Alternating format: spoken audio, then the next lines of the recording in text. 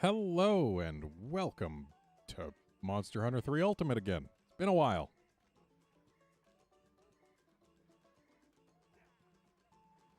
Gonna be doing some multiplayer here. Hopefully audio levels are fine.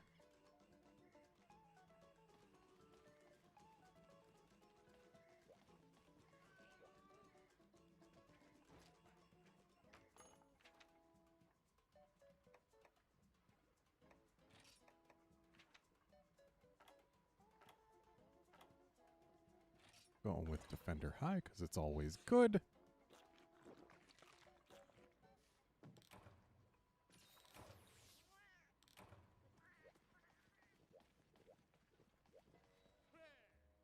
Glad to hear audio sounds good, Califor. Yeah, this is, I got a craving for Monster Hunter 3 Ultimate. So, here we are. Wanted to experience this game again. It's still really good. Hey, Wolfkinson.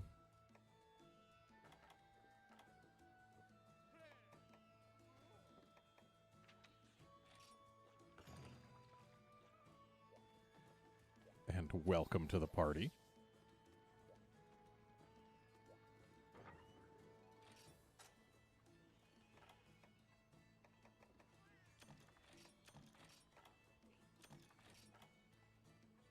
And time to be sad once again that this game was the last Monster Hunter game to not have item sets. Not sad that it... sad that it was the last one to not have item sets in the sense that I want it to have item sets. Wow, this D-pad is way worse than I remember it being. Maybe it's just the positioning of it.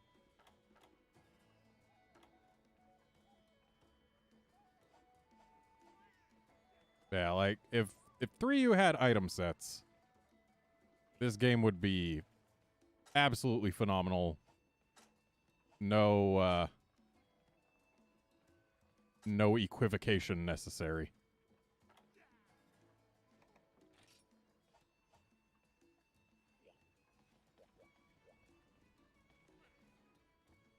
Well, I'm glad you need Goldbeard parts, Wolfkinson, because that's what we're doing first. I put him in the thumbnail, he's getting done, and I'm ready when you are. I don't expect we'll have many, if any, other joiners, because this is 3U. But hey, duoing is fine. It's what this game is scaled for in G rank.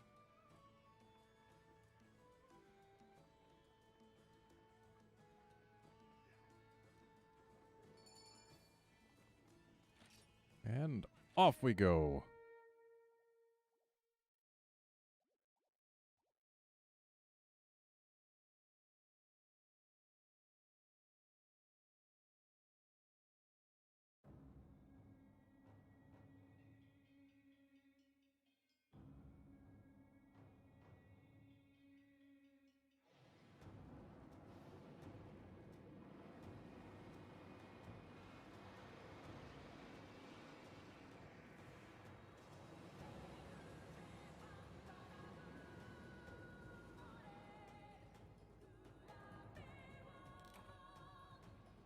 Yep, the Wii U excels at two things, Wolfkinson.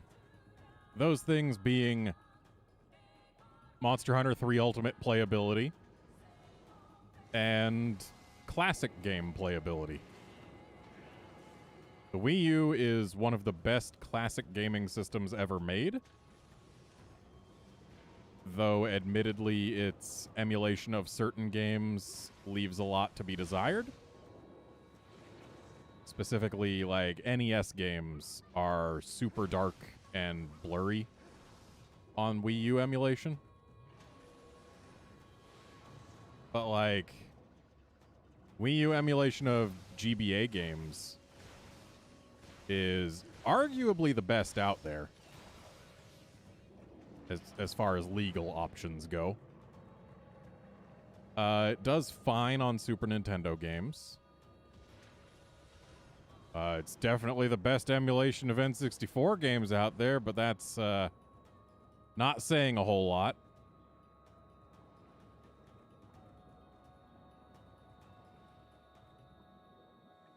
This guy is just swimming all over the place.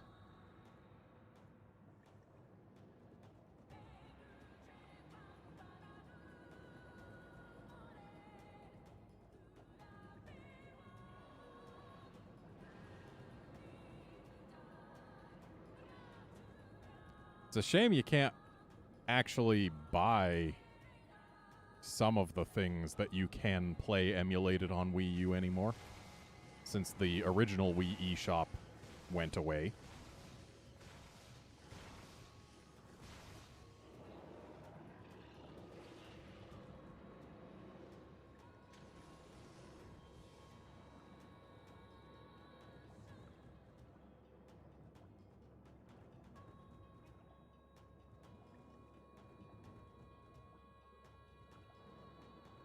Where you going, big fella? Oh, you're doing your thing where you want to get Dragonated, aren't you? Just does a leisurely swim over to the other side. Then a leisurely swim over to here. Right up against the Dragonator. Yep, he absolutely wants to be Dragonated right now. He is begging for this Dragonator. Begging for it.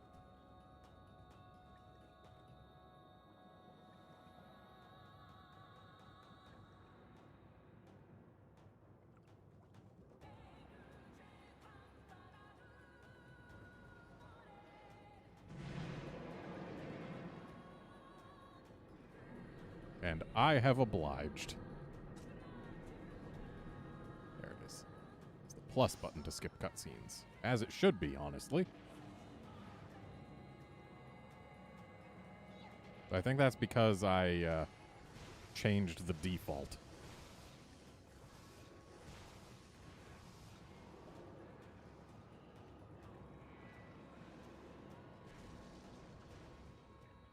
I do sincerely hope they bring swimming back in whatever the first Gen 6 Monster Hunter game ends up being.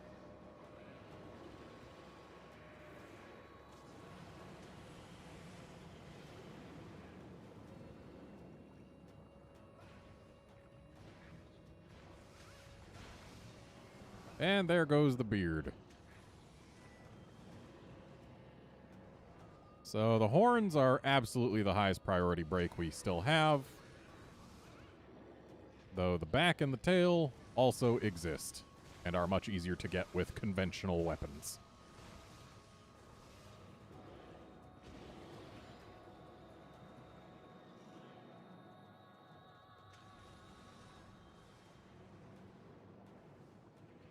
No, Optimus Prime, this is 3U, not GU.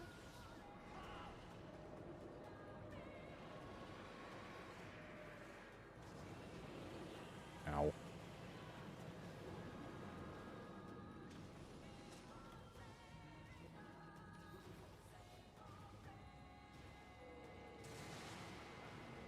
Nice horn break. Oh, that's right. You've got a blast weapon, and blast is crazy stupid in this game. Yeah, you can get those horn breaks for us, no problem.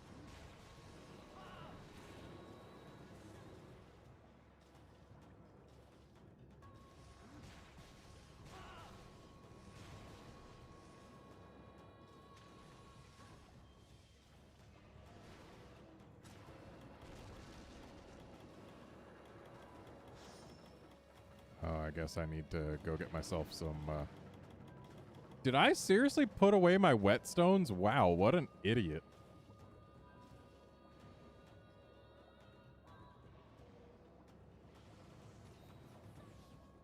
There we go, got some air. Our hunters are incredible. We can take several hits while swimming and attacking underwater and still only need to grab a single breath of air once every about 8 minutes. Was really hoping I would find an easy whetstone in here somewhere, but it seems I'm not so lucky.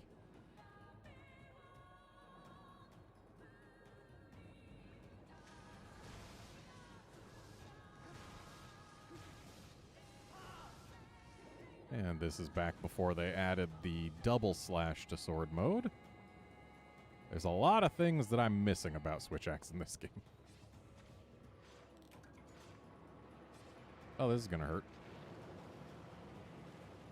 Not that badly, though. We've got defense.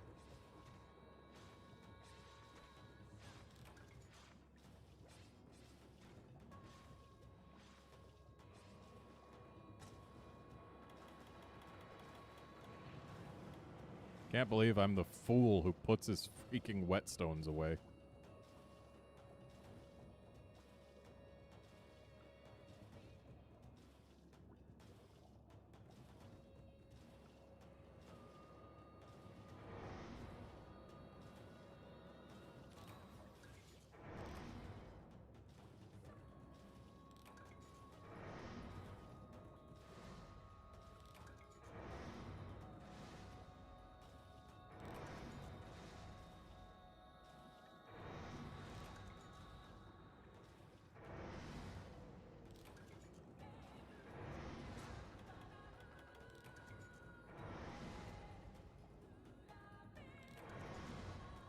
Kind of sad how very few monster themes match the quality of the percussion in this one.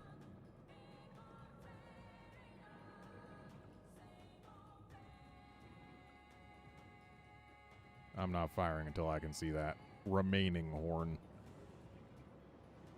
And as soon as JoJo's off that underwater ballista, the CDS should come for me, because this thing is designed to specifically target people who are on underwater ballistas.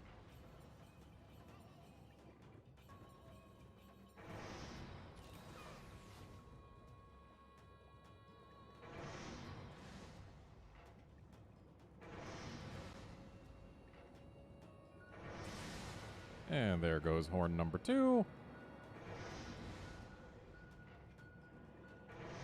Oh, whetstones, huh? Hang on a sec. Just gotta fire this last shot. There we go. Thank you.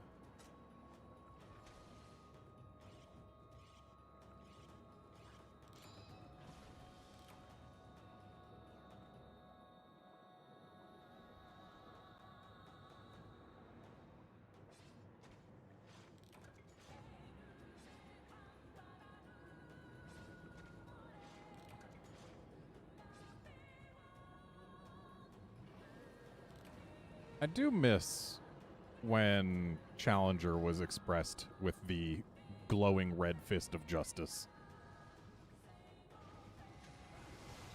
as opposed to having the slightly glowy chest. It's much easier to see when it's a glowing red fist of justice.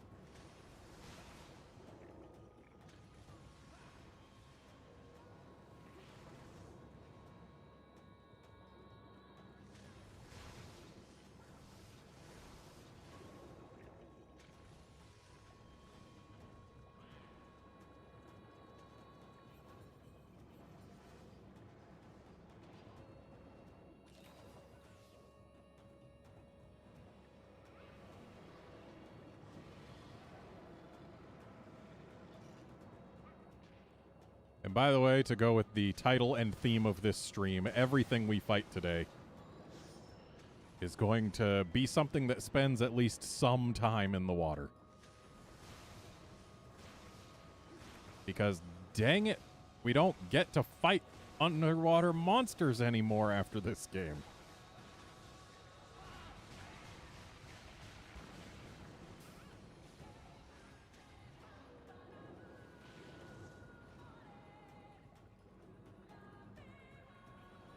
That feel when you tried to use your reload silk bind in 3U? There we go.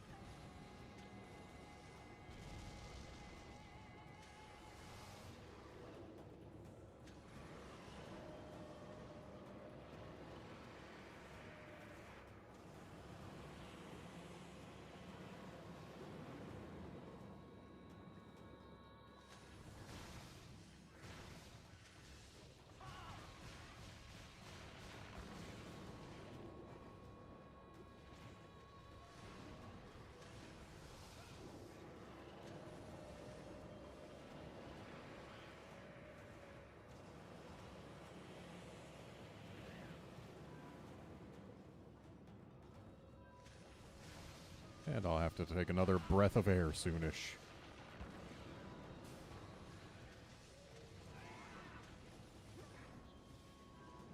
Let's see. Is down there the only air available? Could be.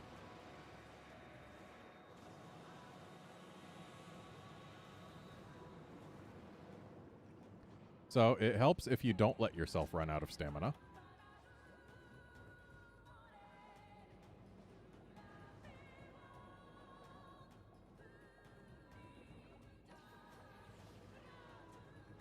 Also, fun fact, when you're playing this game on a Wii U, it runs at an average of 38 frames per second,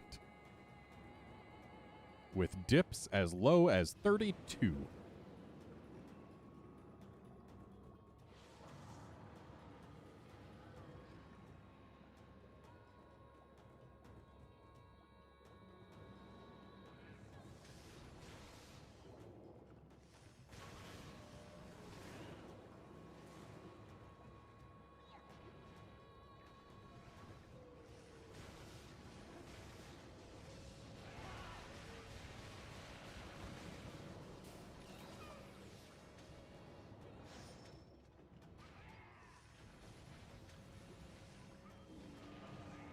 Rawr. Oh, hey.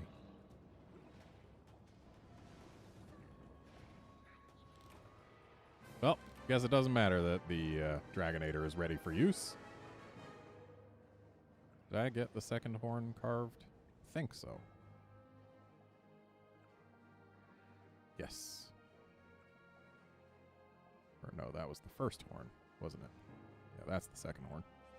Whatever. Time to remember that I have to actually mash A to carve in this game.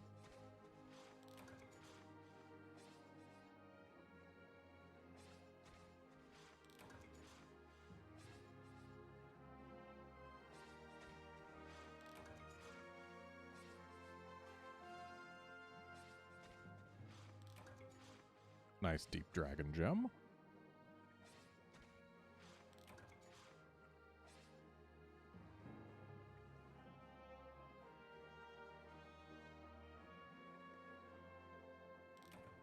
And no second horn for me, unless I already got it. Oh well, doesn't matter. I'm not here for parts, I'm here for fun.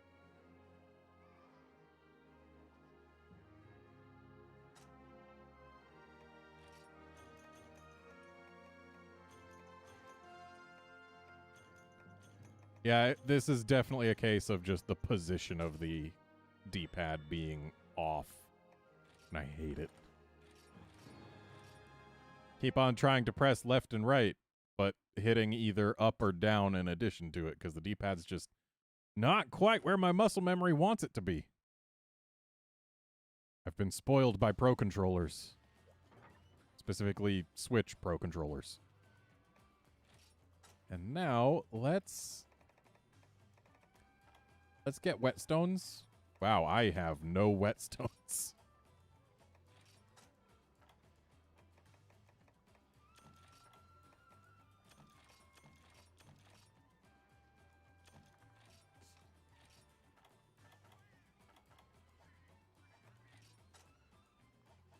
I mean, whetstones can be purchased, so I'm not completely out of luck here.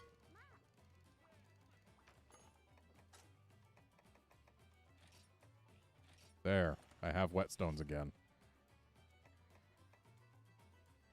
Wow, my potions stock is low. There, that'll do for now.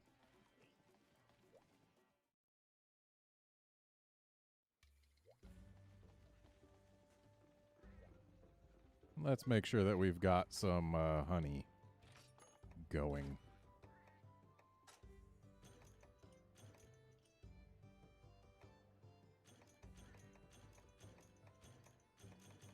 Yeah, whatever. Doesn't matter if I take insect husks.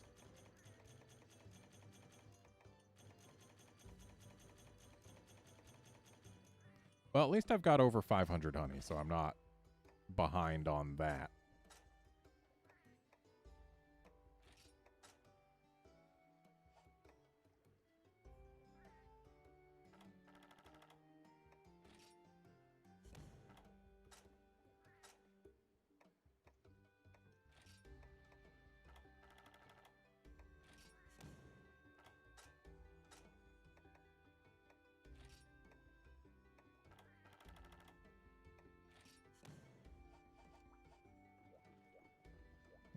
go. Let's see. Let's fight something next. You know what? Let's do the other Elder Dragon that we can fight in the water.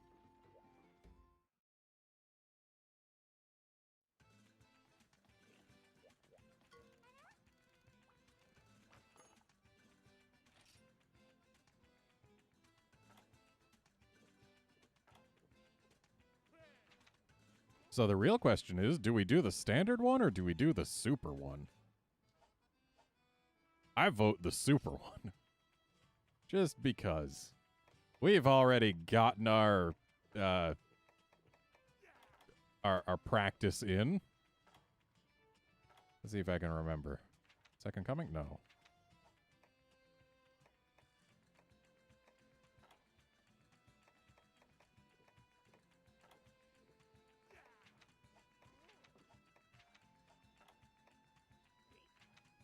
Fanning the Flames.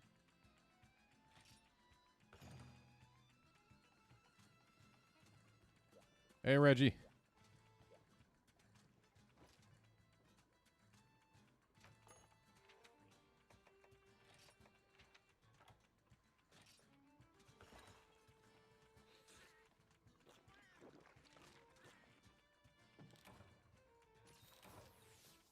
Wolfkinson, there is no shame in carting to super monsters.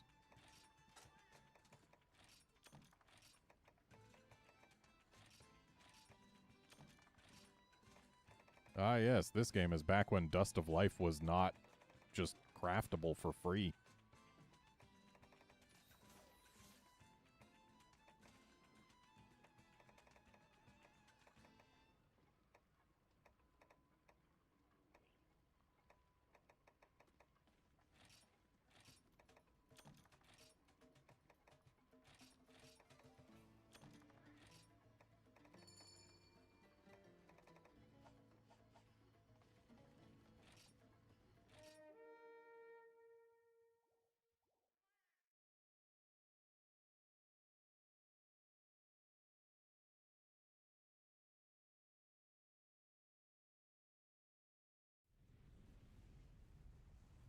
Don't forget to start moving as soon as the quest starts if you don't want to eat a meteor to the face.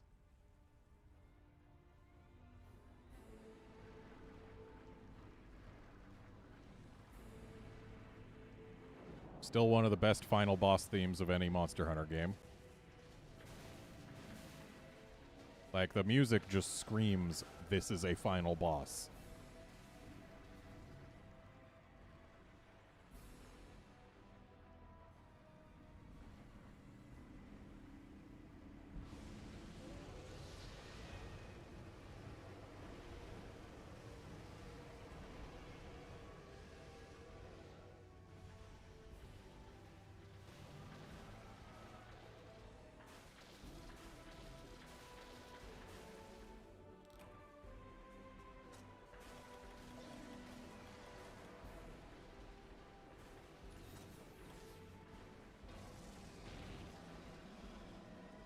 Rawr.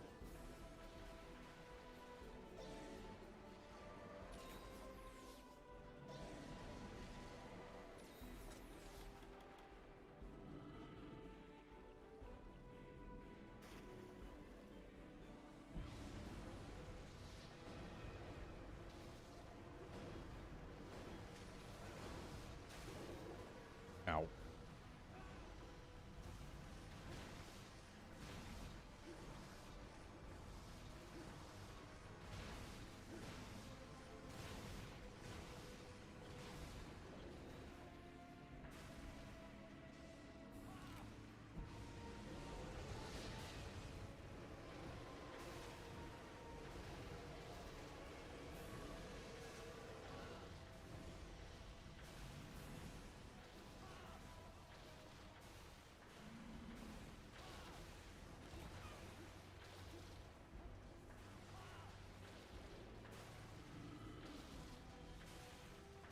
Let's actually get our camera under the water so we can actually hear the sounds of hitting.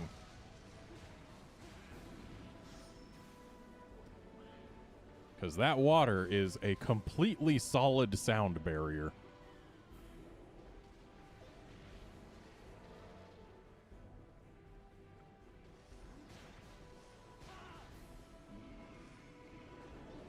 Right, I can't just morph into sword mode after any given attack.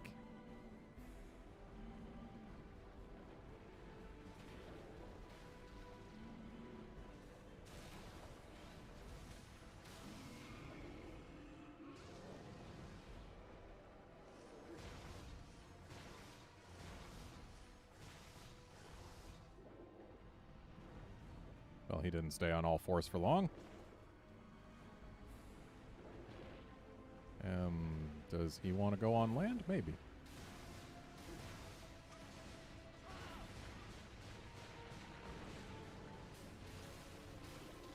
Yeah, it's definitely looking like he wants to go on land.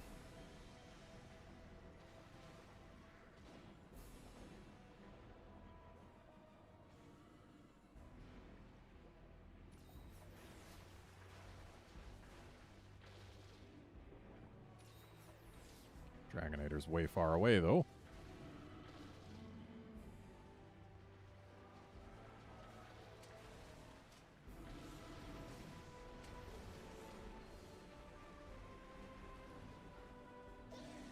Well, time to get this big swirly bit of magma in the tail.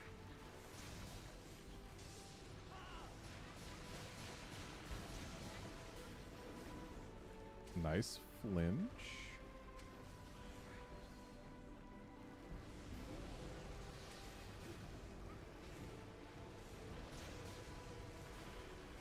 Right. Can't go into wild swing after anything other than an upswing.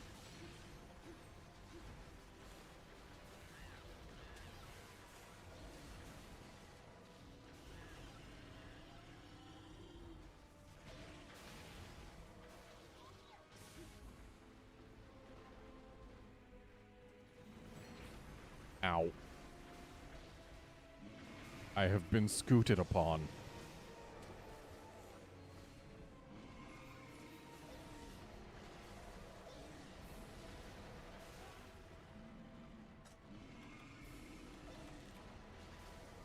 Okay. Sorry. You went away before I got to the life powder. I tried.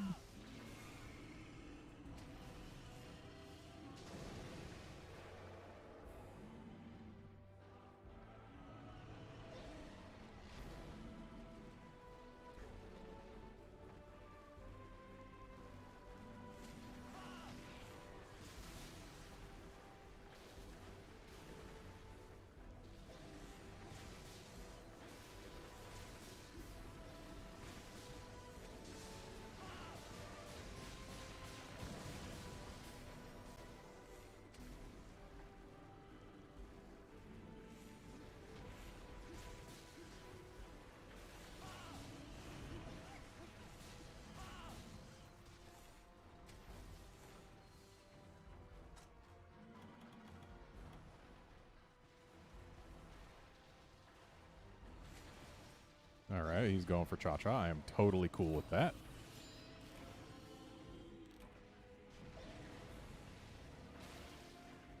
Well, I walked into that one.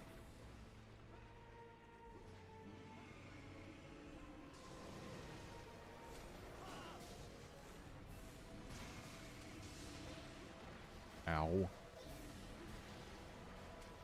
Full body hitboxes that do almost half my health sure are delightful. Ooh, is this a knockdown? It is. Time for some face damage.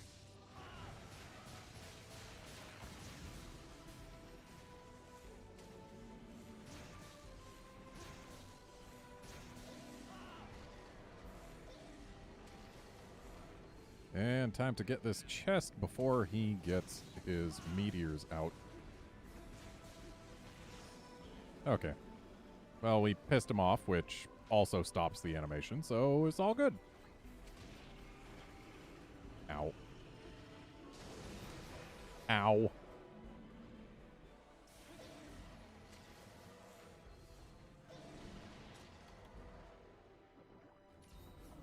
I'm good.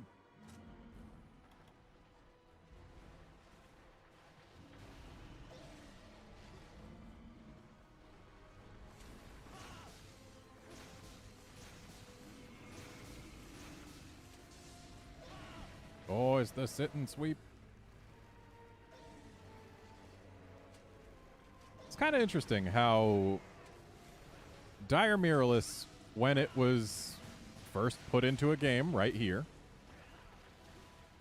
it was basically take Fatalis, make it really big, modernize its moveset a little bit, make it so that you can actually beat the damn thing in one hunt. And that was Dire Mirrorless. And then Gen 4 came around and added actual Fatalis to the game. And it was basically take Dire Mirrorless, add a whole bunch of new moves, make it smaller and faster. But also added some moves that they added to Dire Mirrorless.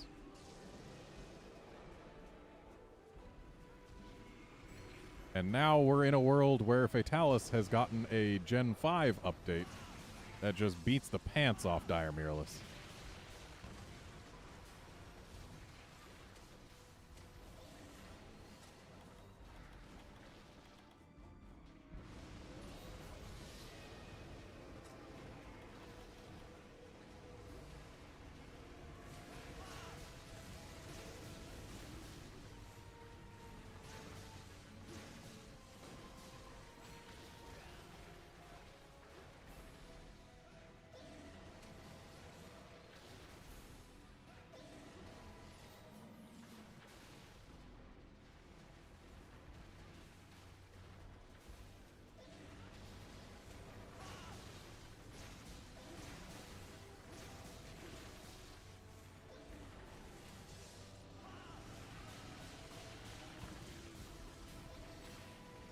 Ow.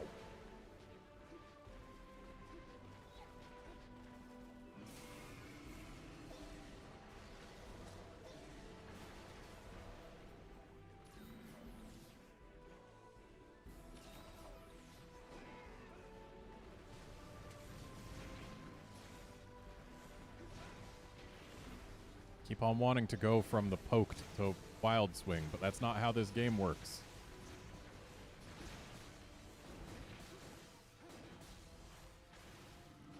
And Big Boy's going back in the water.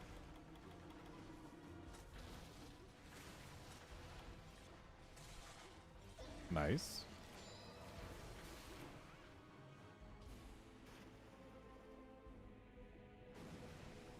Kersploosh.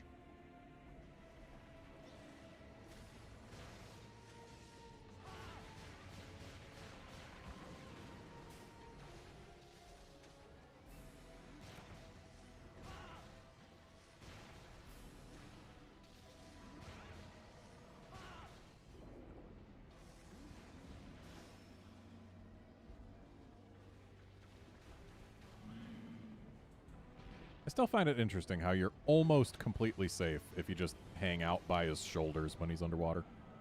Almost. Most of his attacks won't get you there.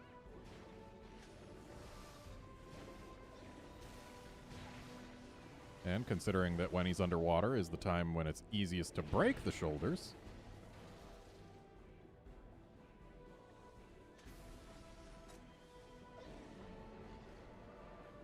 Oh, we gotta get him.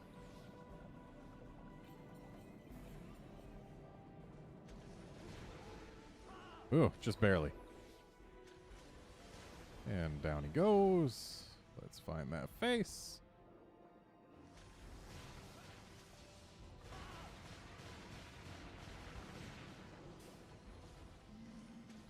Oh, sorry.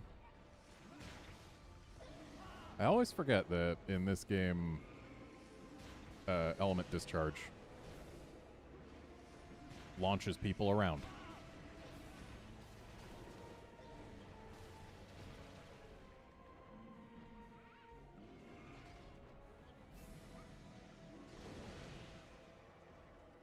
Wow, why'd the current push me that way?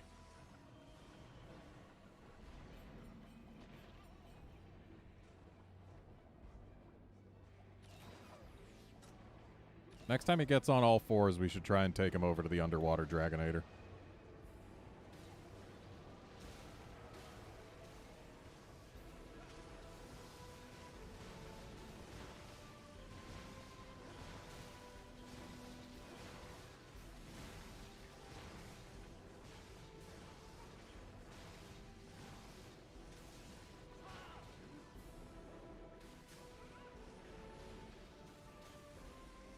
Looks like maybe he wants to go on land now. Yeah, it looks like it.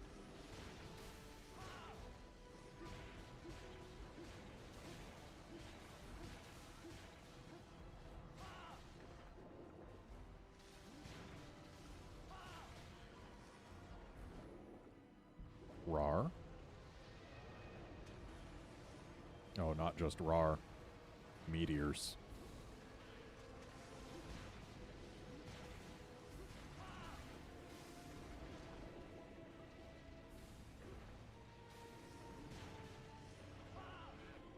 And I guess he doesn't want to go on land after all.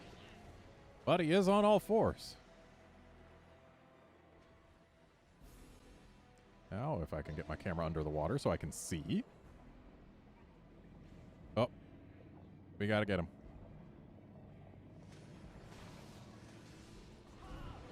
Okay. We must content ourselves to meteors coming down for a bit then.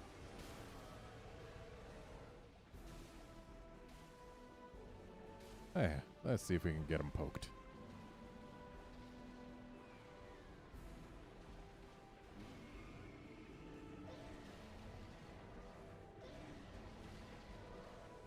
Close. Need you a little further over this way, buddy. No. He tried.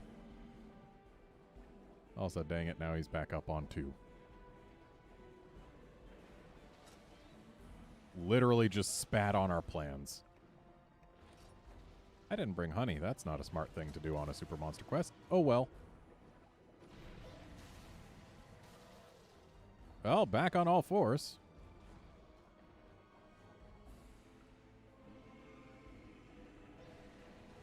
Buddy, you're going the wrong way.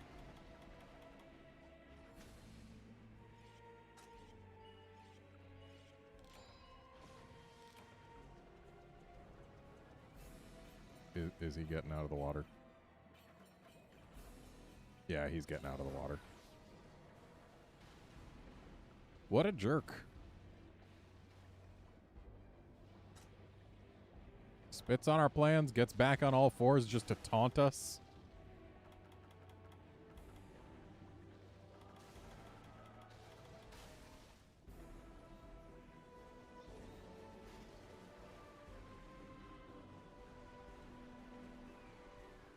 Memory serves, we can actually gather easy max potions right around here. Memory does in fact serve. Hooray. Also easy barrel bomb L's, though those are less useful. First aid meds are nice. This fireball isn't.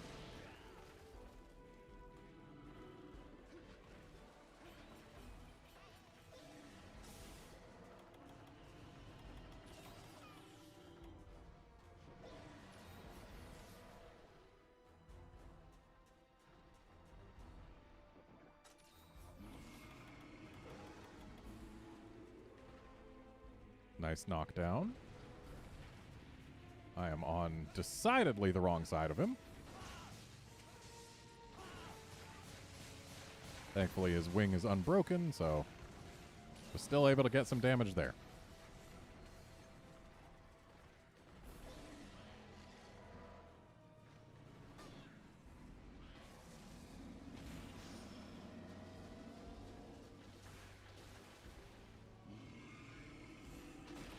And here comes a sit and sweep.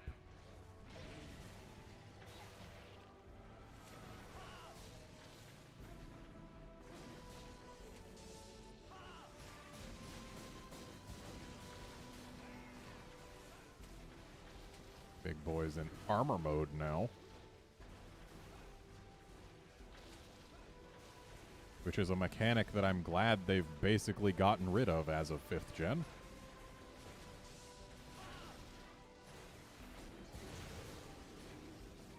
And he is coming down. Not exactly the best position. Quite possibly the worst position.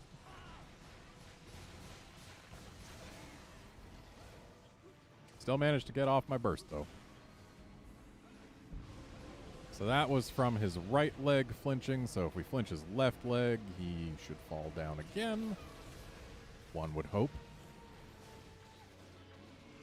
Oh, actually, that was the second knockdown we've gotten recently, so maybe both legs are at 2 flinches to knock down.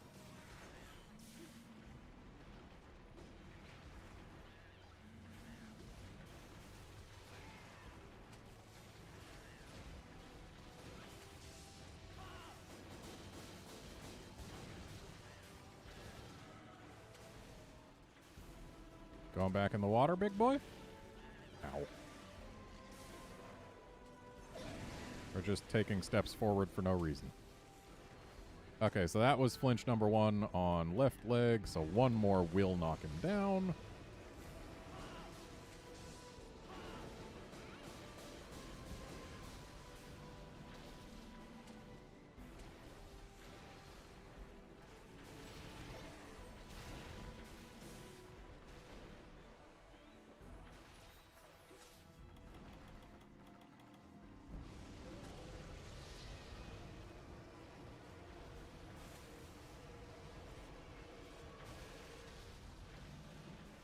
Dang it, I was almost done sharpening.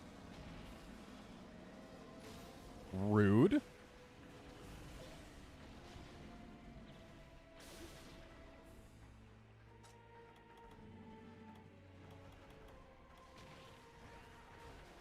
Also rude. Wow.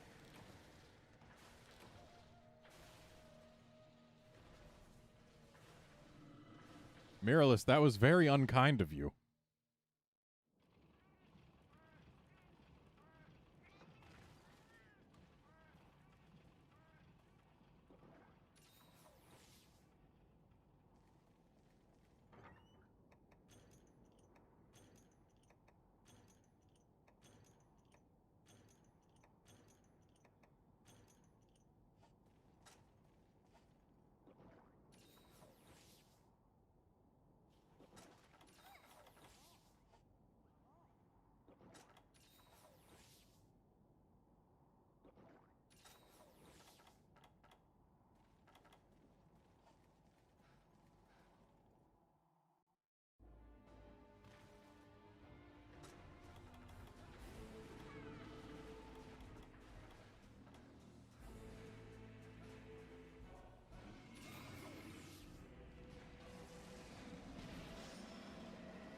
It's interesting how much longer that roar takes to actually get me than to come out.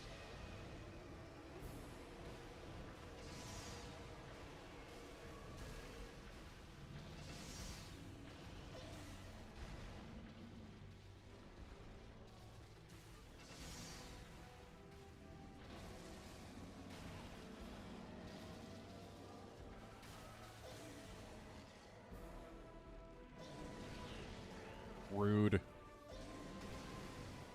Rude.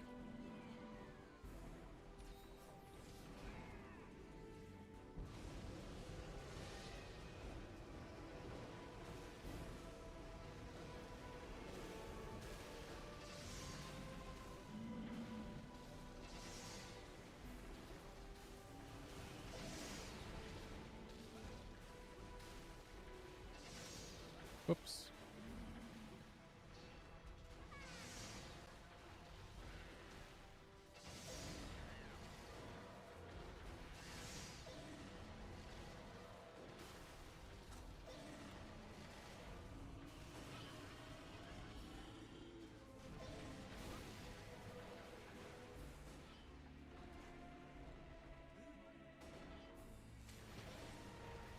Rude.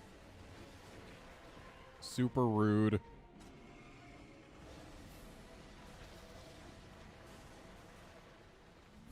Life flashing before my eyes. But I made it. And now we've got a nice big opening.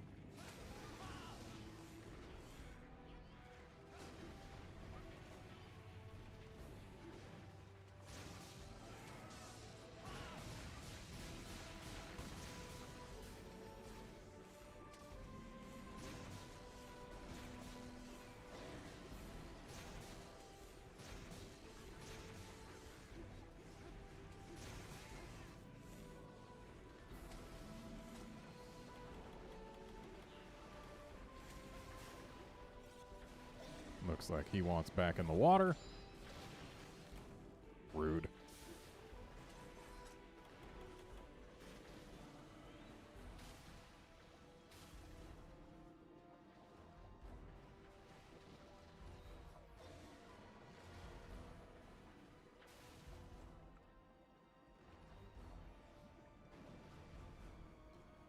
Kersploosh.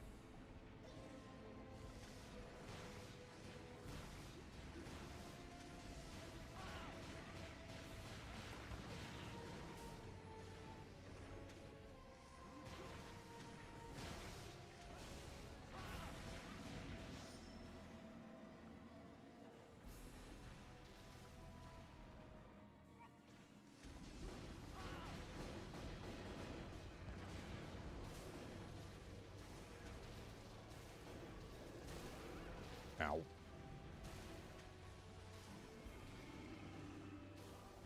Ah, yes, the aquatic sit and sweep.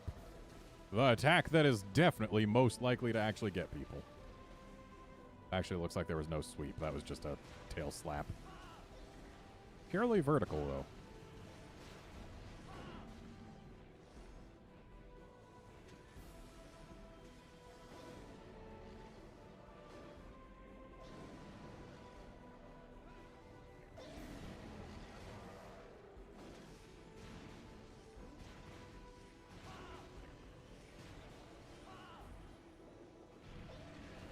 Ow.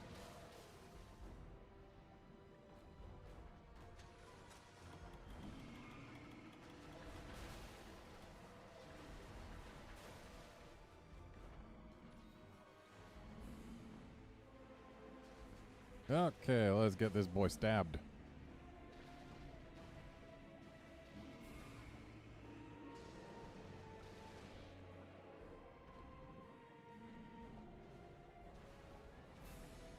Okay, big fella, we need you to scoot forward, not backward.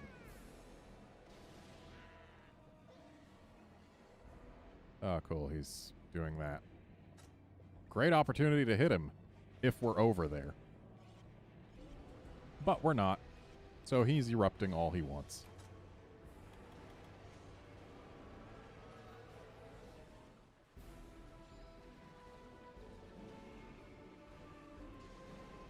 Buddy, we need your body, not your fireballs. Yes. Good. A little further. Closer to this way. Hey, Cha-Cha, how about you come over here, huh? Be a team player. Or just get, like, annihilated for somehow only a quarter of your health. And of course he gets up. What a jerk.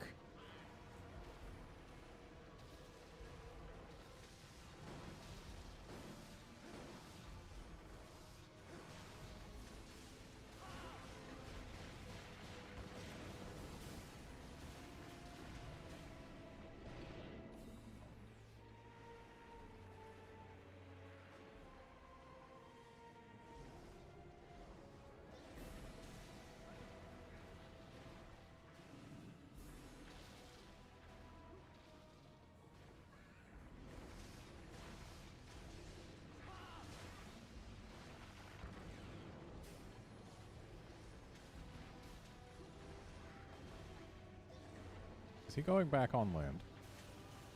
No, he's just hanging out.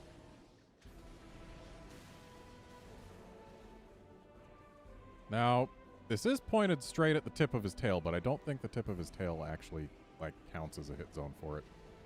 Especially not when he drags it over there.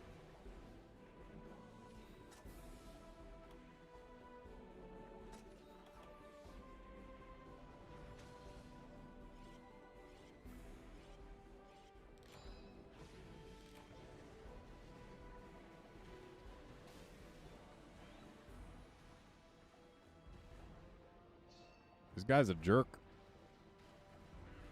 Big dumb jerk. Big dumb jerk who's going on land.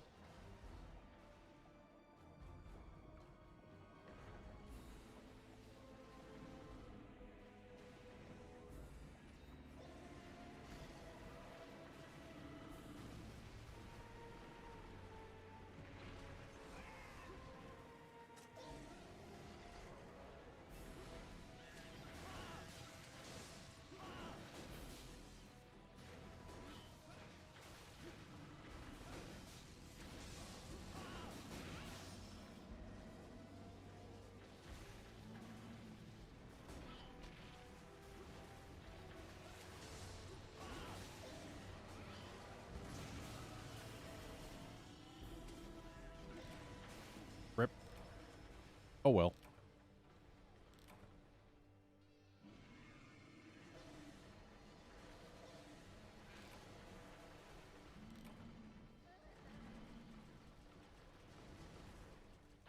No worries, Wolfkinson. He is a very big boy. When he wants to land on you, he can make it happen.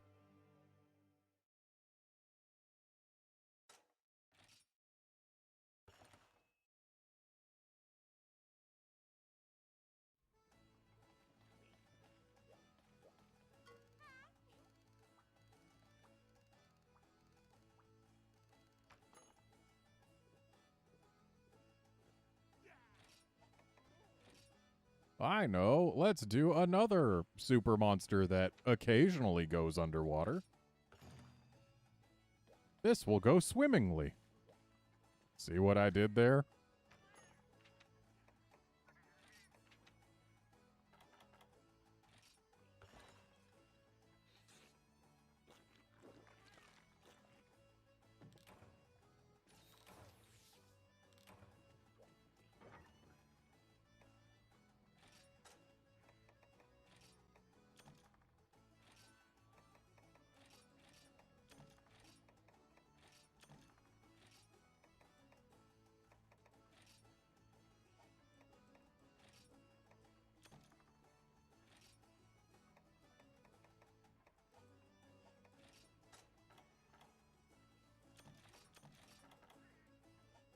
I fully expect us to fail this quest.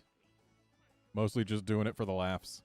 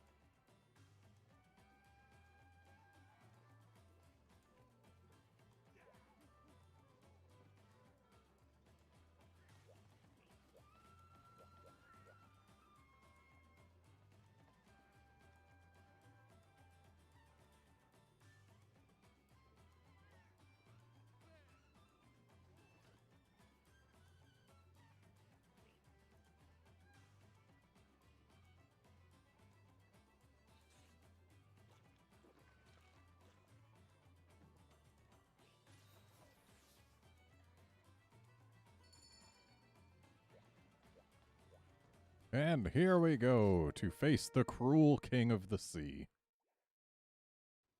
who very much lives up to his name.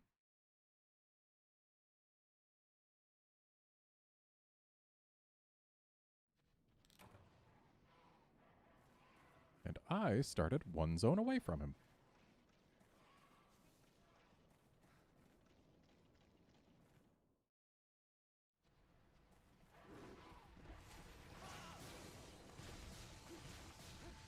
Yeah, where the Super Mirrorless is just a Mirrorless with more HP that hits about 25% harder.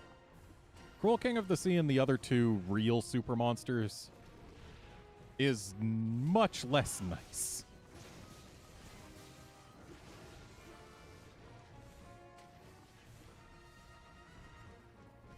Yeah, Ivory Laggy doesn't go underwater very often, and you're most likely to actually encounter that in the Flooded Forest. But it can happen. Though once it goes underwater, it's basically just a differently colored regular Laggy. Ow.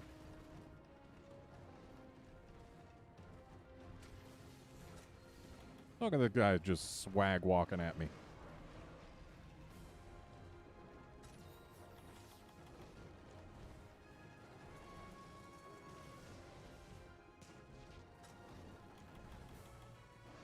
Okay, I paintballed him. If we get him to retreat in 3 turns, we might get an egg.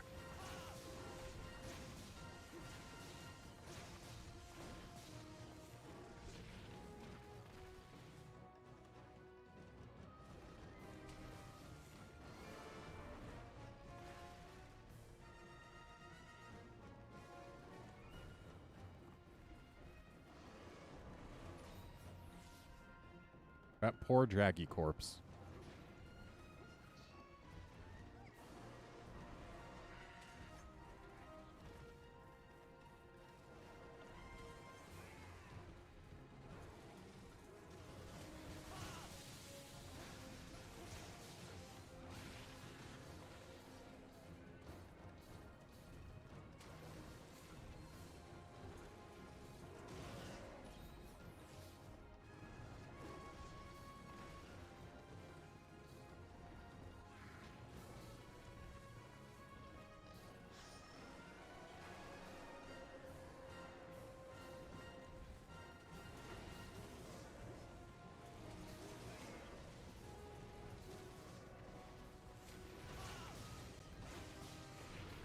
Ow.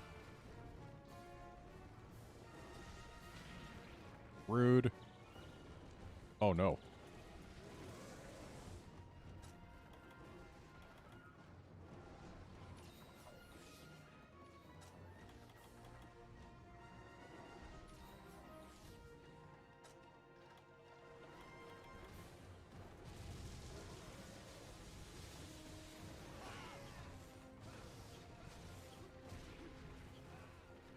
Thank goodness for iframes.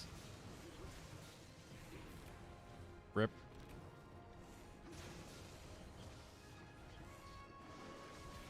Ow.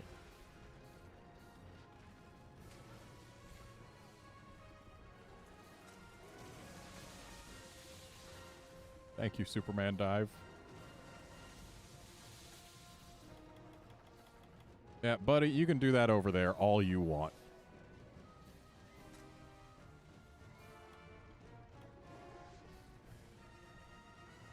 Gee, I've only sucked down 5 Mega Potions already.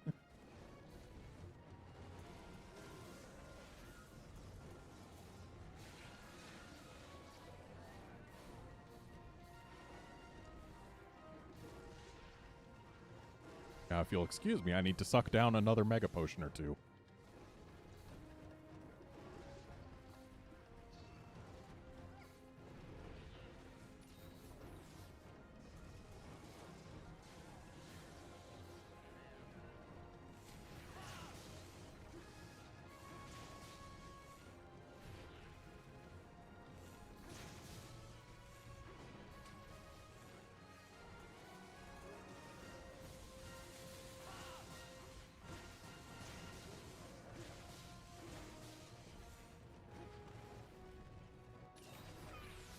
Ow.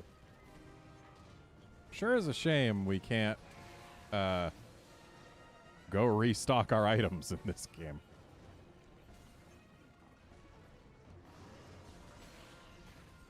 And also that this game was made before First Aid Med Pluses. Went in just a smidge too early there.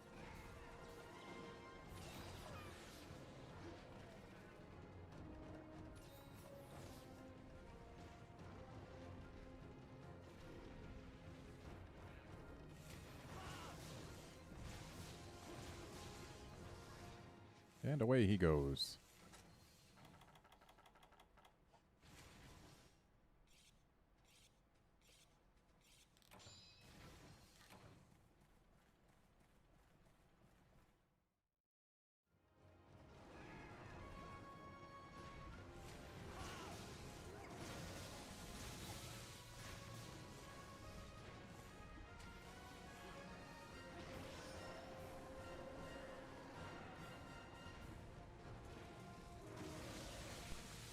Ow.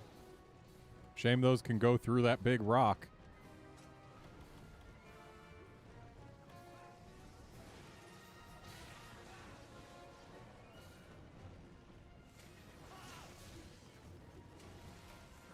Rip.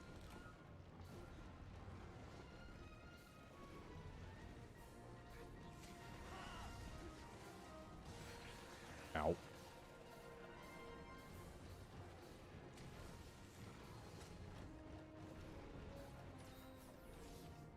Well, Wolfkinson, he's not named the very nice King of the Seas.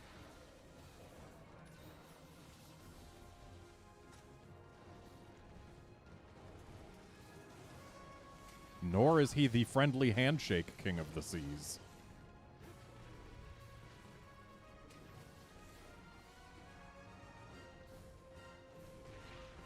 Ow. Thank you, Jagia. Oh, cool. Great. Ran out of stamina. Oh, cool. Great.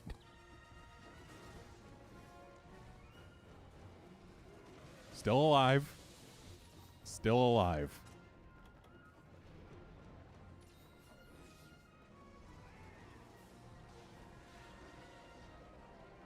If we even get the tail off on this guy, that is an unequivocal win, by the way.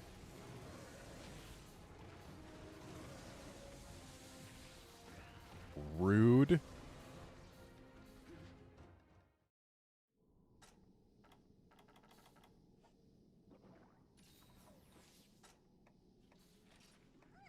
Didn't bring honey again, so I'm just going to suck down half my damn potions.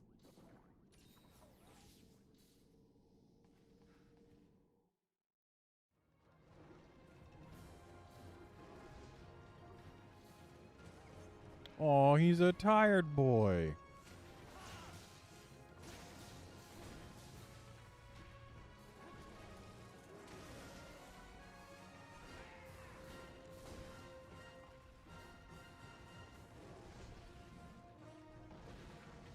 Thank you for getting rid of that rock. It's more trouble than it's worth.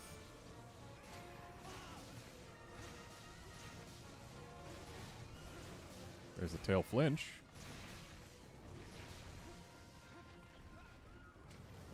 Which means we're about halfway to cutting it.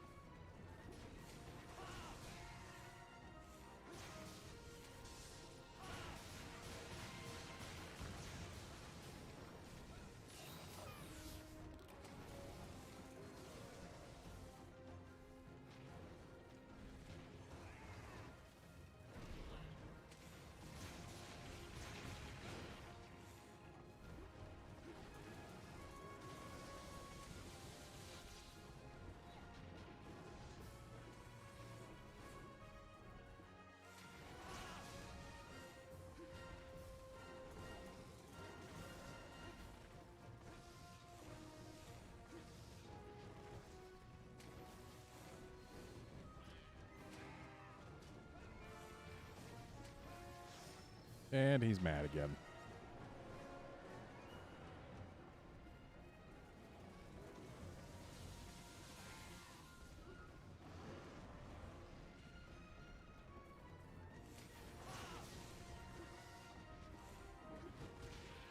Ow. Okay, that was actually a second tail flinch.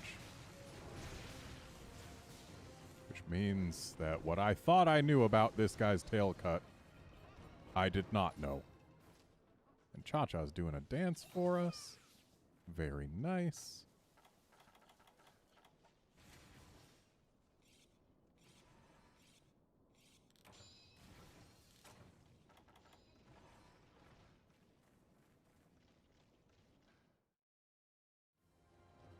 What you doing way over there, buddy?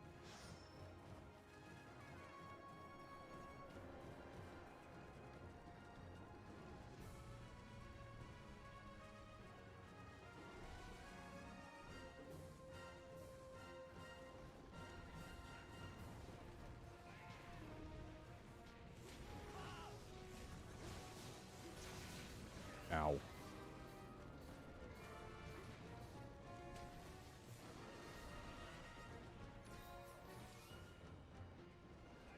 So, fun fact, the super monsters don't actually have significantly increased health over the regular monsters. What they instead have that makes them last so long is increased defense. Which means that if you are using blast damage or explosives or gun lances or poison being the big one for Clashing Fists Bracky, you can actually get them down much faster than using just conventional weaponry. Because all of those things ignore the increased defense. And hey, we win. This is our victory. We have earned this carve. It was a flail.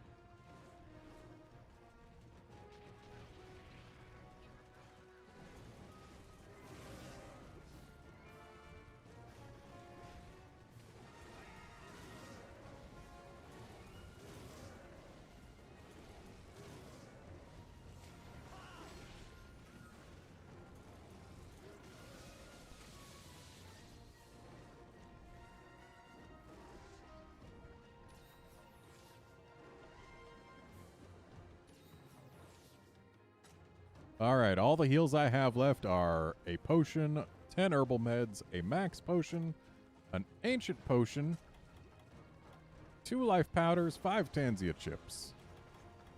That's not a whole lot. Definitely not enough to bring this guy down unless I get real good real fast.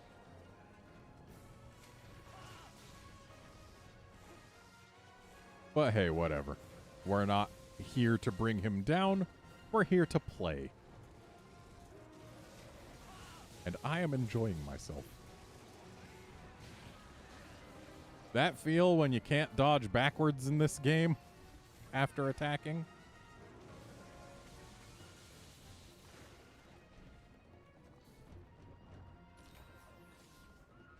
Oh, we got a swag walk.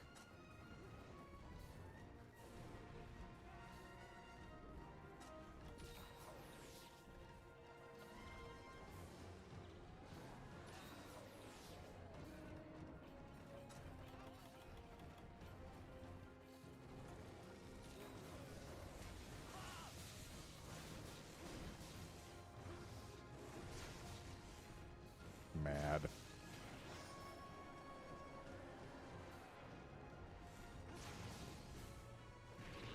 Ow.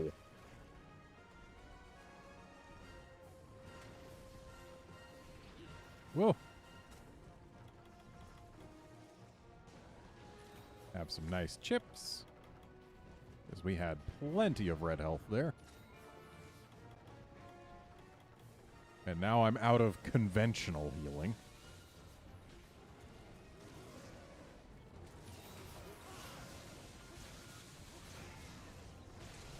Ooh, great timing.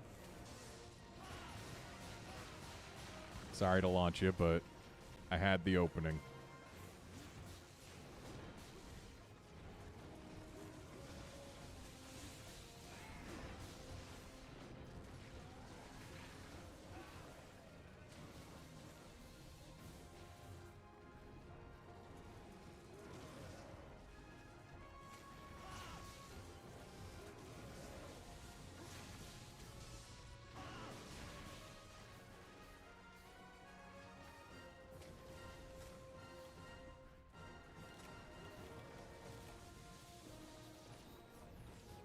Ah, yes, herbal meds. Healing basically nothing.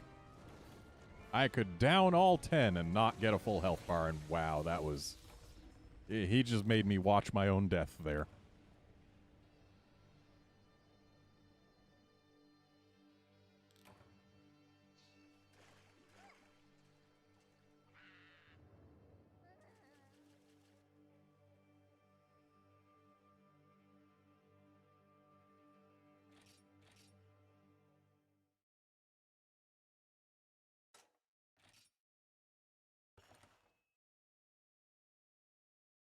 Yeah, it's always fun to poke a super monster.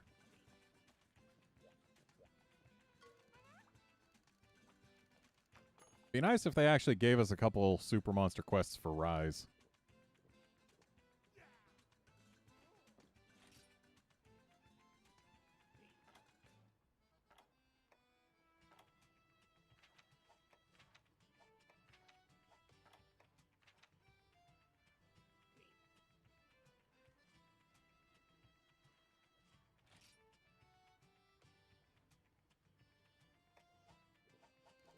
Well, I'm going to go get a fire weapon.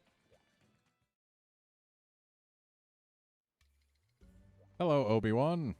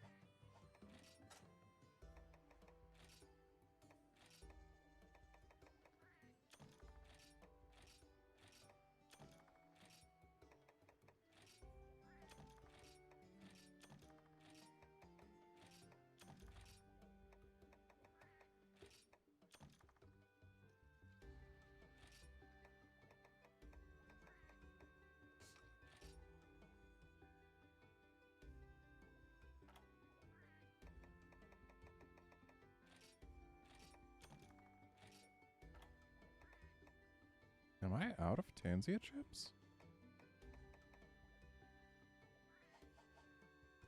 That won't do.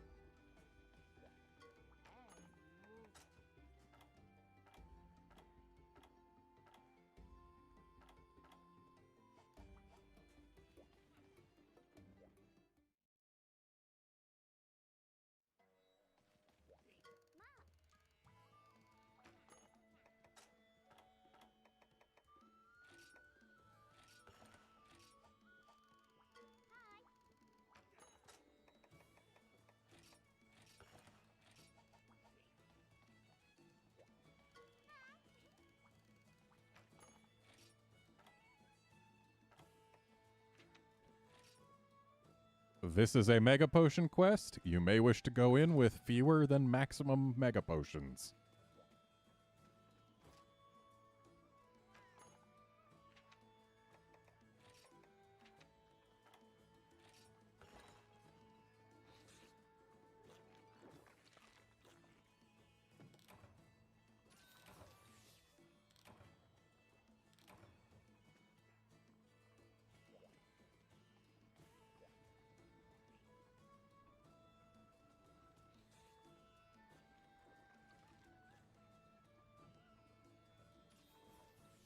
It's a familiar quest, but it's also a good one. This game has some really good multi-monster quests. I wish later games had more multi-monster quests like this. But they haven't really done quests like this since GU.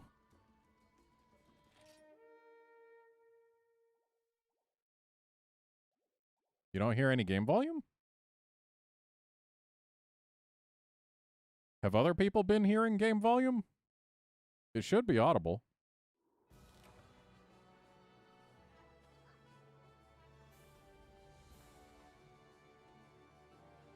It is what? Audible? Or off?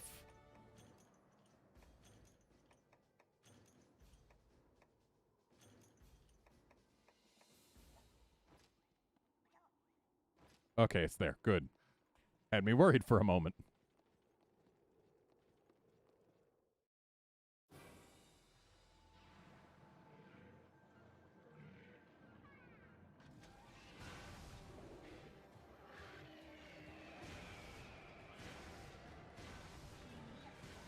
Been a long time since I fought one of these bananas underwater.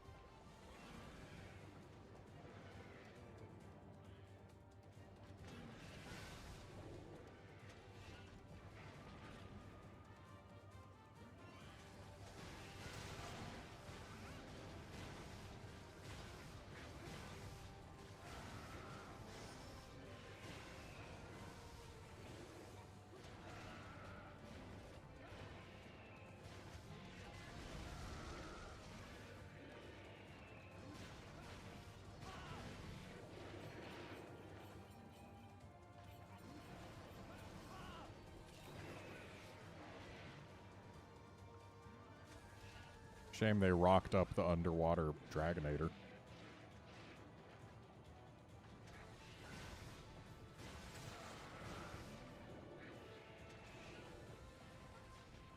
Now to sever this tail so that we can have a Mega Potion.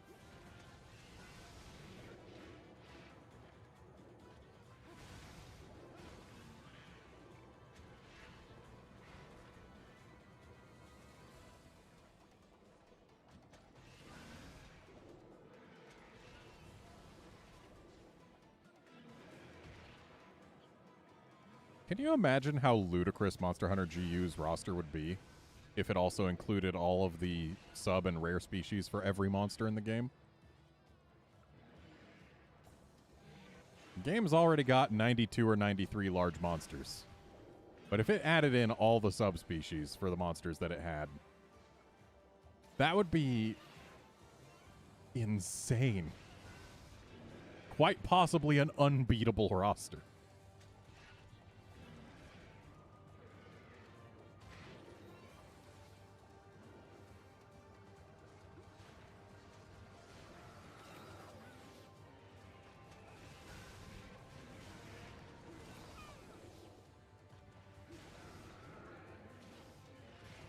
And what got me to thinking about that is thinking, hey, this is a Royal Ludroth. Hey, this game has purple Ludroth in it. GU doesn't have purple Ludroth. Why doesn't it? It doesn't have swimming, and purple Ludroth doesn't swim. And the answer is because GU doesn't do subspecies.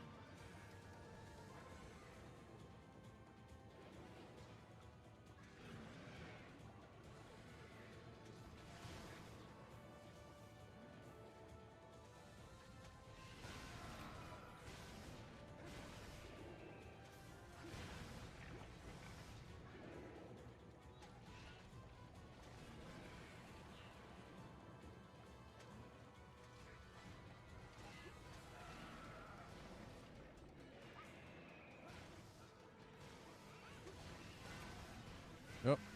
No bonus Mega Potion for us.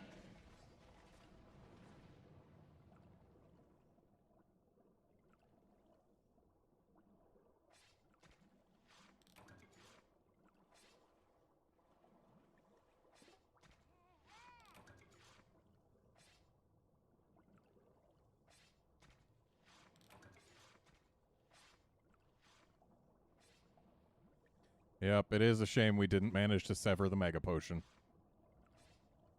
But these things happen sometimes. It's kind of amazing that they took this game, ported the 3DS version to Wii U, but the only thing they actually changed was, like, the output resolution. The textures are still basically all the same. Even for equipment that was in the Wii version of Monster Hunter Tri, which had significantly higher texture res. Not saying this is a bad game or anything. It's fantastic. They just took every shortcut they could when porting it. Hello, Gobble. Let's get rid of your flashy flash.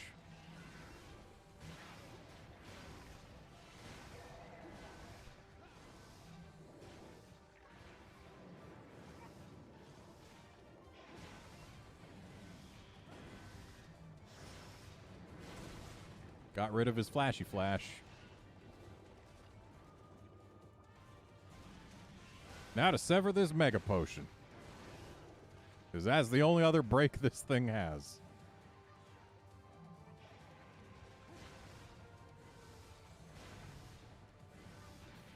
And I'm paralyzed.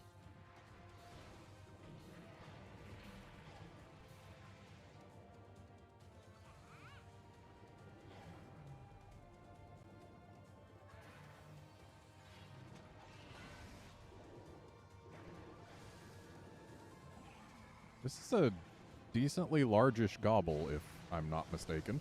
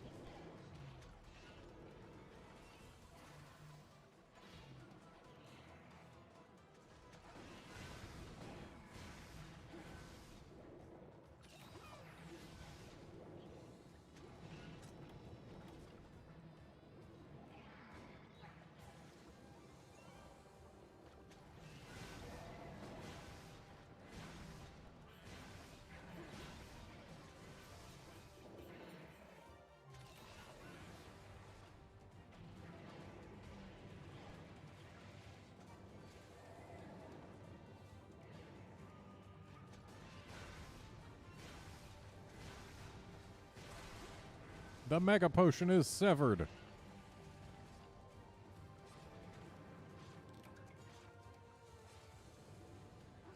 I see you, buddy.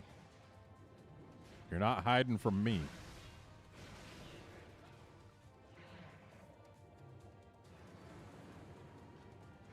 I should have come in with no Mega Potions.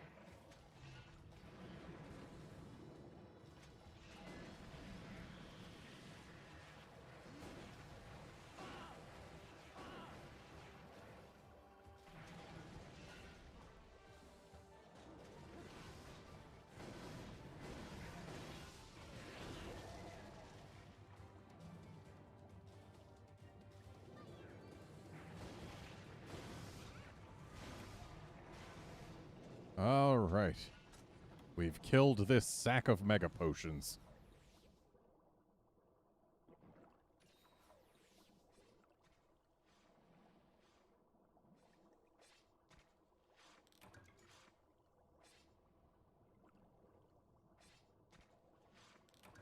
I'm going to need to use more mega potions for the next two monsters if I don't want to go over the cap.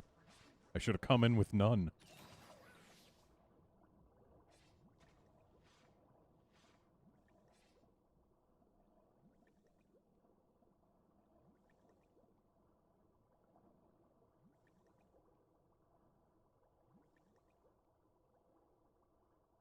What's this little thing?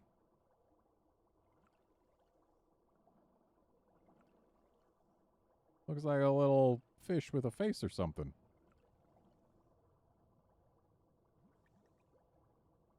It's not part of Cha-Cha.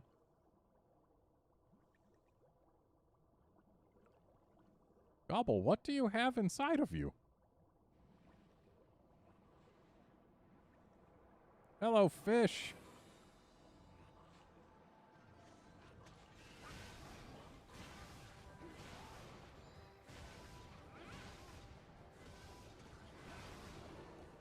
Yeah, my Wii U gamepad was also dusty as all hell. Thankfully, I'm using a Wii U Pro controller, which was not dusty. But yeah, it's, when I said dust off your Wii U's, I meant it.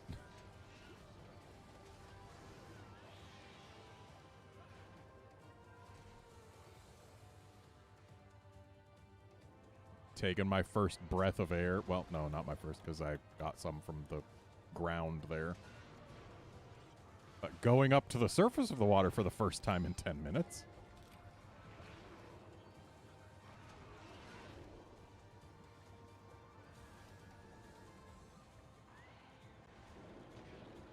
I love this fish's underwater animations. Makes me so sad that they keep bringing it back in games that don't have swimming.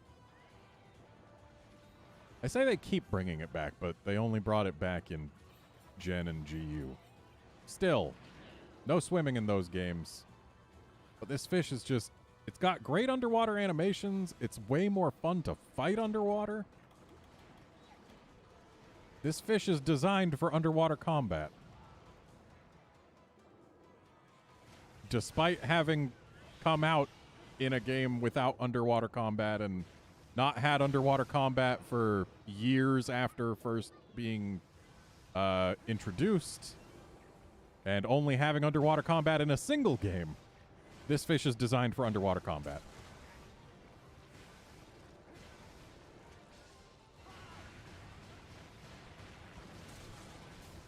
I actually remember when they first announced, or like showed in a trailer, that Plesioth was going to be in Monster Hunter Tri-G.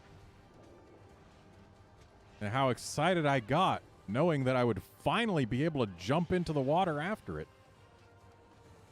This fish is just a great fit for this game. It's the only game I have ever appreciated Plesioth being in. Though I would appreciate it being in Stories too if it was rideable. Seriously, there's no reason Plesioth and Green Plesioth should not be rideable in Stories 2. No reason whatsoever. They would be a good source of water monster genes, and also just, they would be good. Give them to me, Capcom.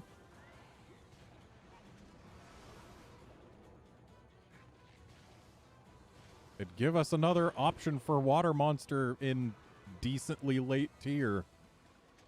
Besides freaking Mizutsune and Water Palamute.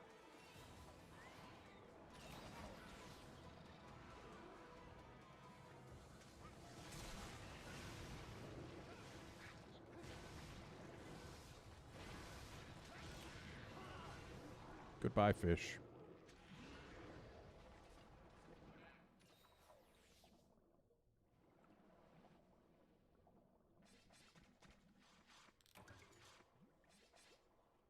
For reals, though, as far as monsters coming back from previous games, MH3U. I honestly think this might have been the single best choice they could have made.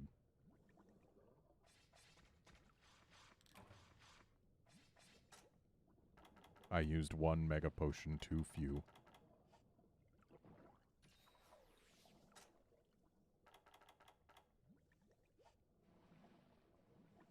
Yeah, Green Plesioth is certainly introduced later than Mizutsune in Stories 2, so it would definitely have a chance to be a better water monster than it. Plus, can you imagine if we could put Hyperspace Tackle on our other monsties? That would be amazing. It's... The fact that they put that move on Green Plesioth in Stories 2 is just plain hilarious to begin with. But if we could get it on other monsties, oh man.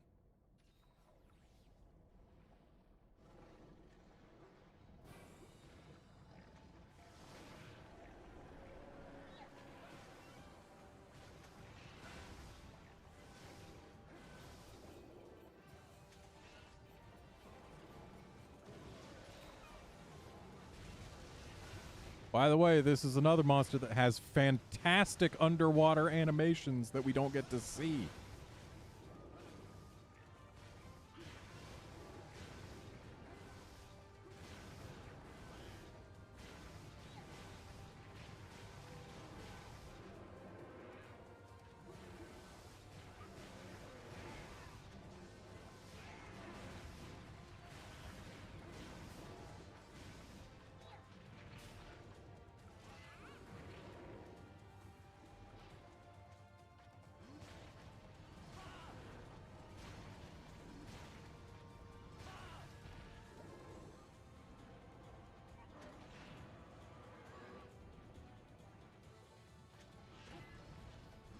But for reals, though, just imagine Nergigante with Hyperspace Tackle.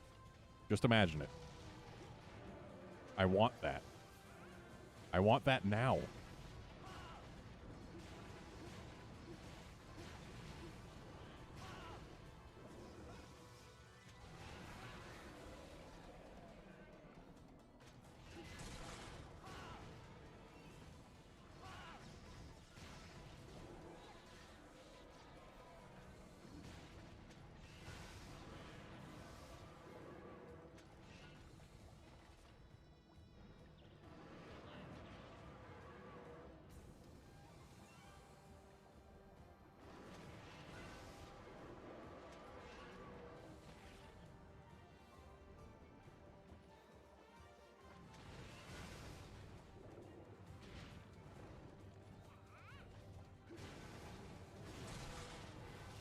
Alright, got the back.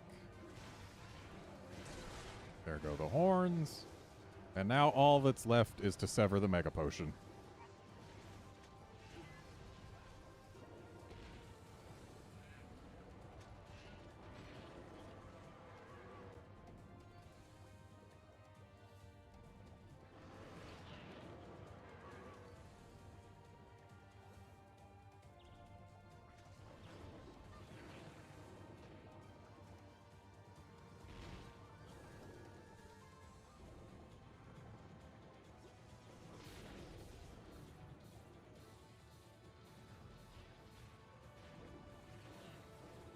Just making sure I get some value out of this guy.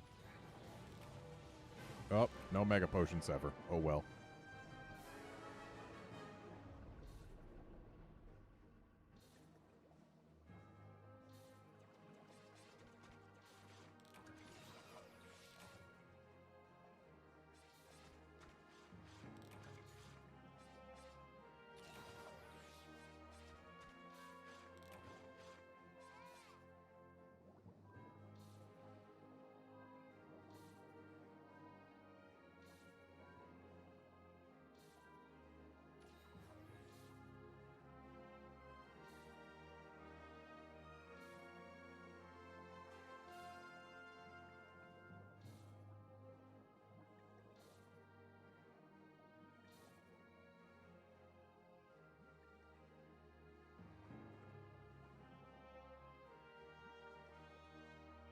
You used one too many, Wolfkinson. If only I knew in time, I could have given you my spare before carving my last one.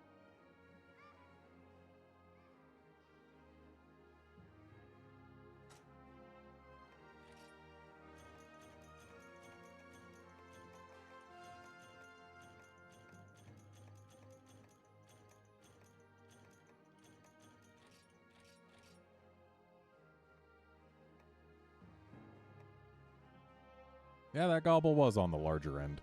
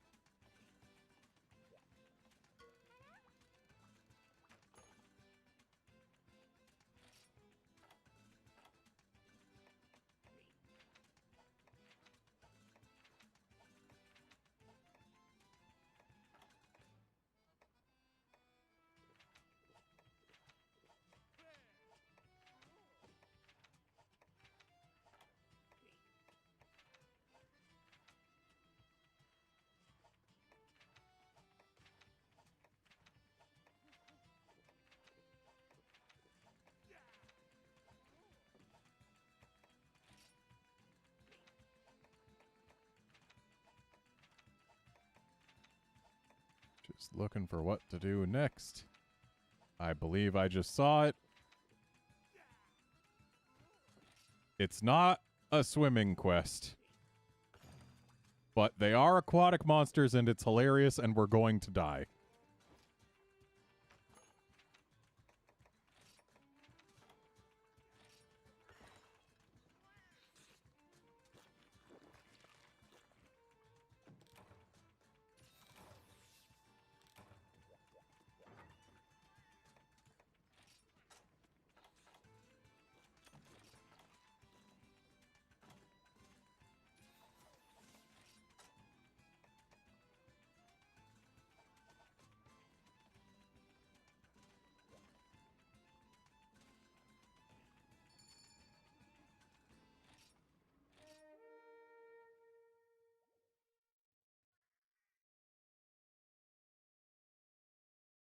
I sincerely miss quests with fun-sized monsters. World barely did them. I don't think Rise has done them yet. But they're always the best event quests, by far. Give me a giant fish and a tiny fish, and I am a happy camper. I'm going to work on the giant fish because it's the one that's actually a threat.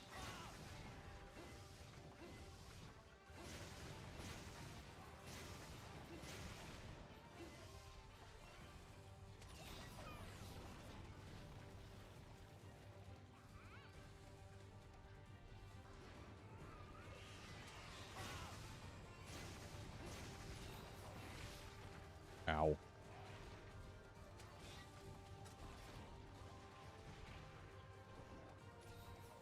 I mean, yeah, World did have the Odogaron, the Azurelos and Dodogama. And there was one for the Paolumus in Iceborne, wasn't there? And Greatest Jagras, of course, was a big boy. But World didn't do that many fun-sized monster quests.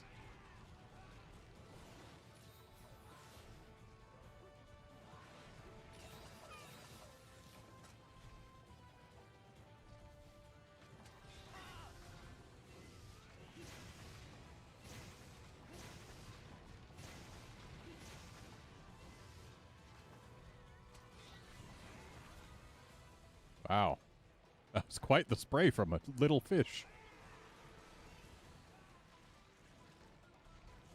There was a fun-sized Garuga? I don't remember it.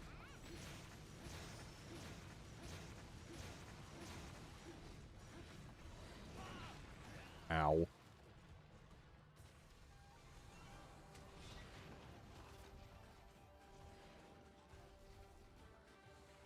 Come on, Cha-Cha. Thank you.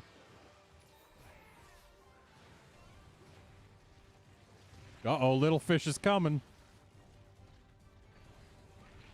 Ow.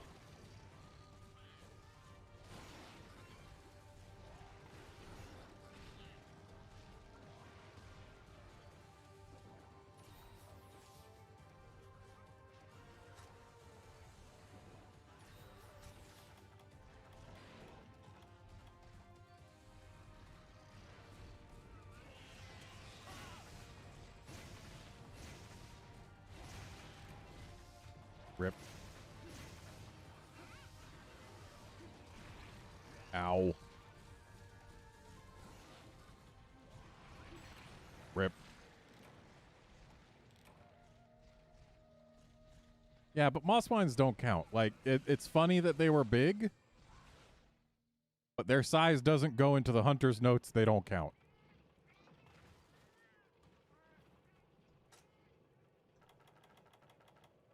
You underestimated the little fish, did you?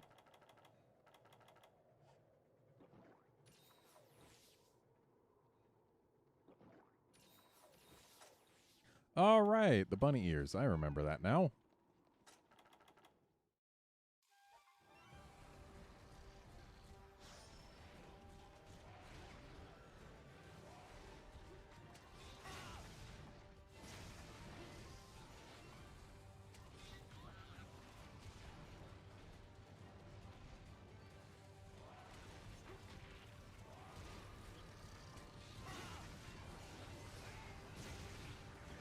Ow.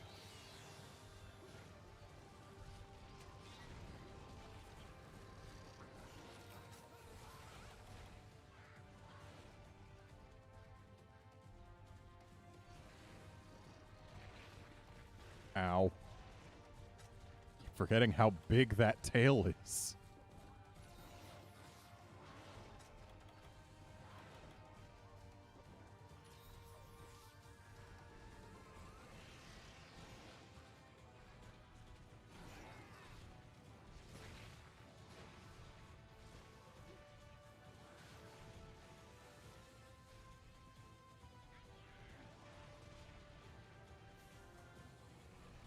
It does amuse me, though, that Capcom very much recognizes that Plesioth's hip check became a meme.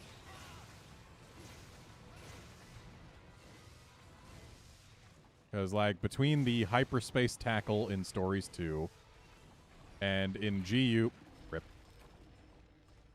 In GU, the super hip check that has a wind box that extends out as far as the hitbox would have in a previous game. Capcom knows that it is a meme that Plesioth's hip checks are silly. And I appreciate that they actually bake that into gameplay without having it actually be a hitbox anymore as of this game.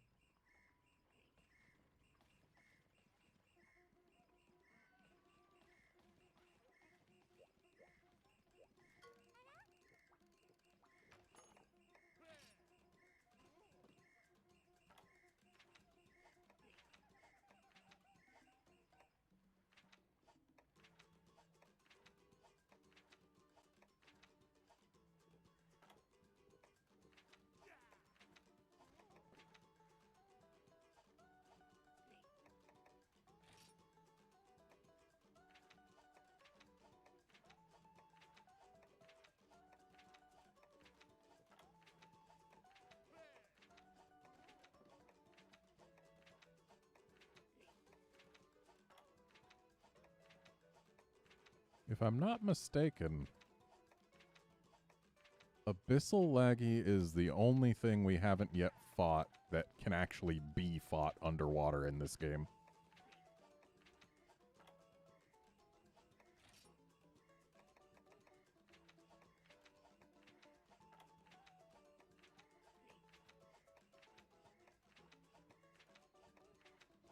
In which case, that is what we'll be doing next.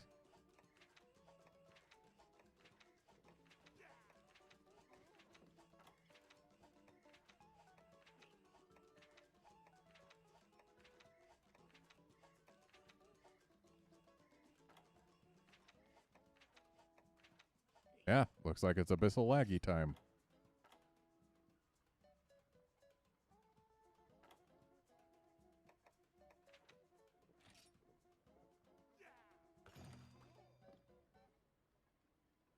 Wolfkinson, if we were doing not Super Monster Quests, I would have complaints.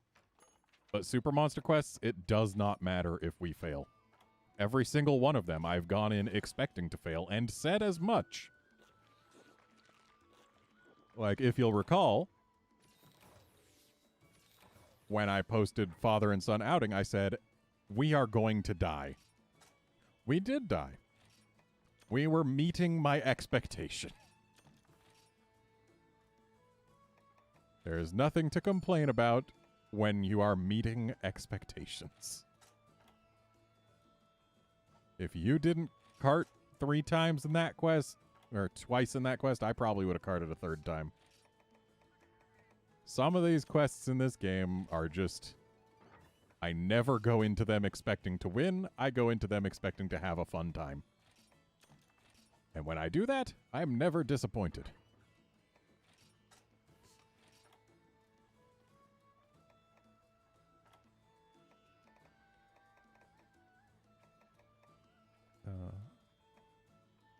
Do I want a mini oxy supply?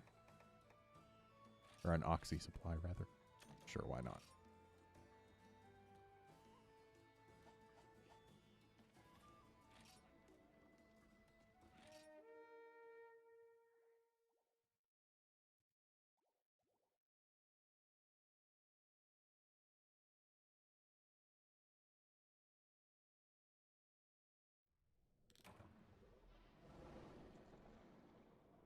Say hello to this beautiful creature.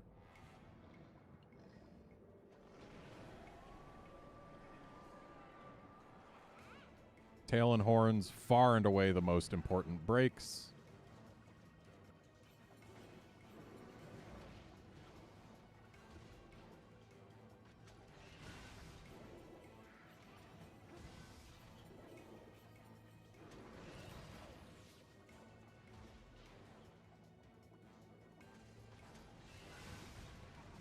And since the horns are hard, you with your blast will actually have an easier time breaking those than I will.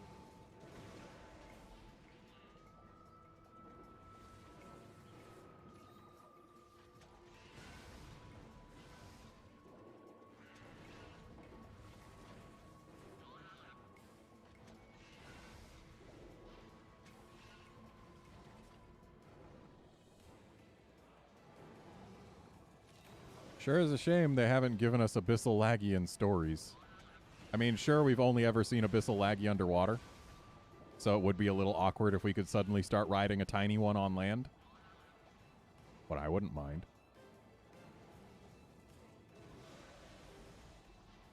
It's kind of awkward that as far as stories is concerned, the only rare species that exist are the Wraths and Molten Tigrex.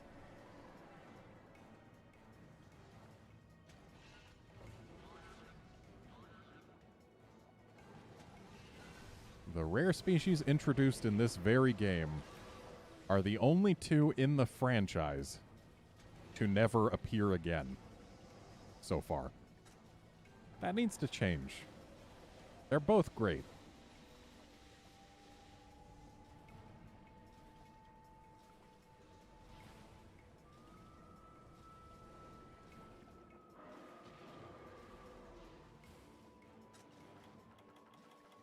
The Abyssal Laggy absolutely never needs to reappear outside of a stories game unless it's in a game with swimming.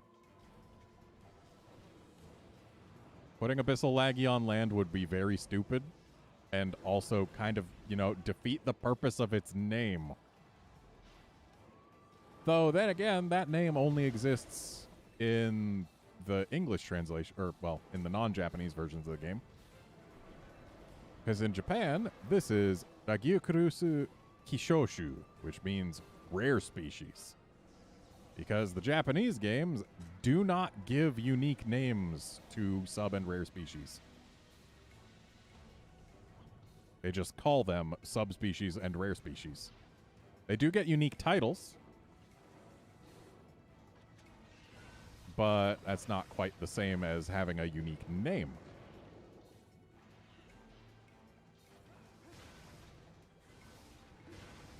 Like, Silver Rathalos is Silver Fire Wyvern, Ooh, such an interesting title.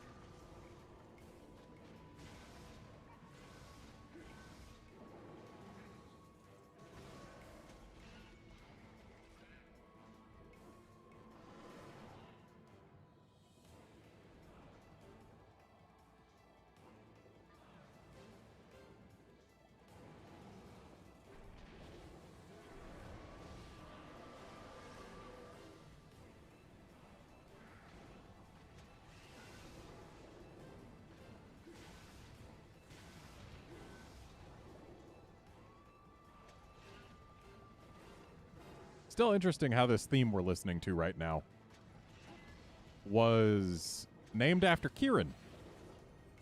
This is Kieran's theme. In a game without Kieran in it.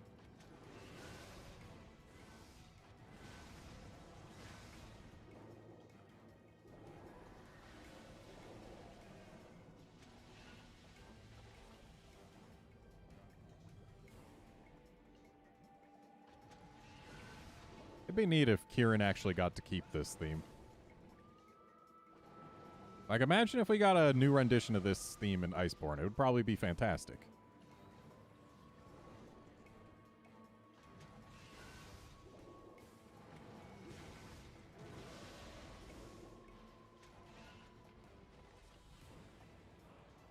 Because on top of being a pretty good battle theme, this is also just, in terms of the notes it hits,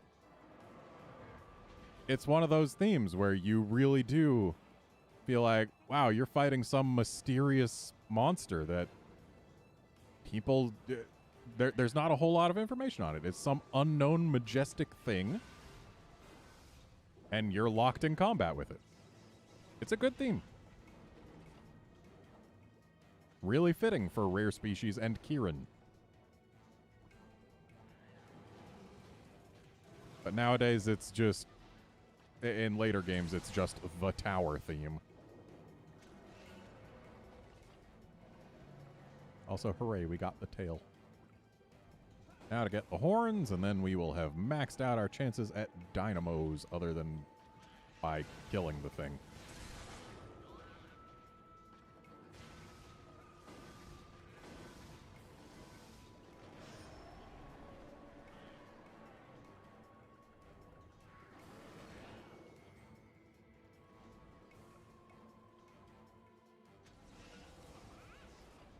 I'm going to go ahead and not be there.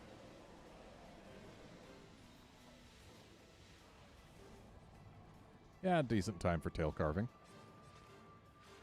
Especially with it going for Cha-Cha.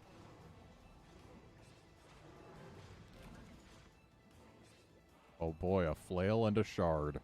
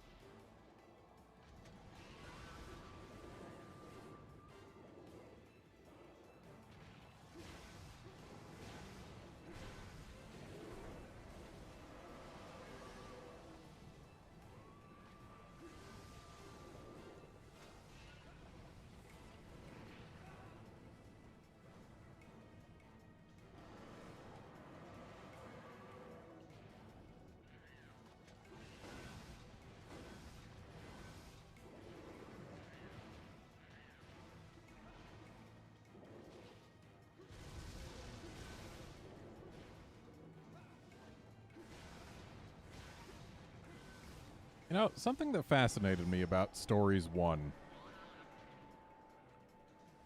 is the fact that it added gems, unique gems and stuff, to subspecies that did not previously have them. And I've always been kind of torn between wanting and very specifically not wanting that for the main series. Because, like, on the one hand, it would give us more reasons to go fight specifically the subspecies. Like, if Pink Rathian had her own gem beyond just the Rathian ruby that she currently has. In Stories and Stories 2, she's got one. Main series, she doesn't. So, like, on the one hand, yeah, cool. More reasons to go fight specific subspecies. That's cool. I like the idea of getting more pieces with descriptions that give us a little more information about the monsters. But on the other hand, having them share their rare thing, just a Rathian ruby, makes it a heck of a lot easier to get all the ones that you need for both of their things.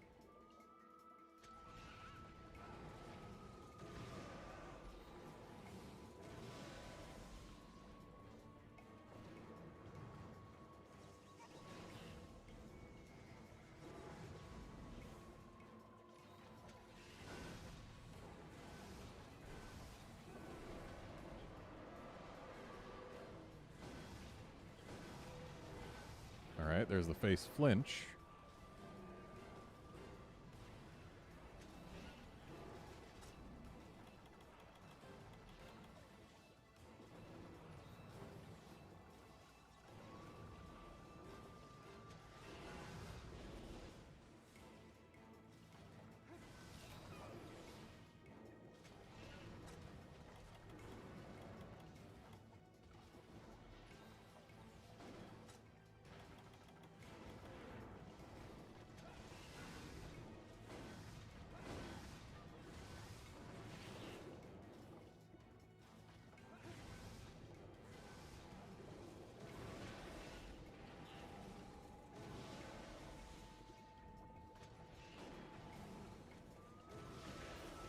Ow.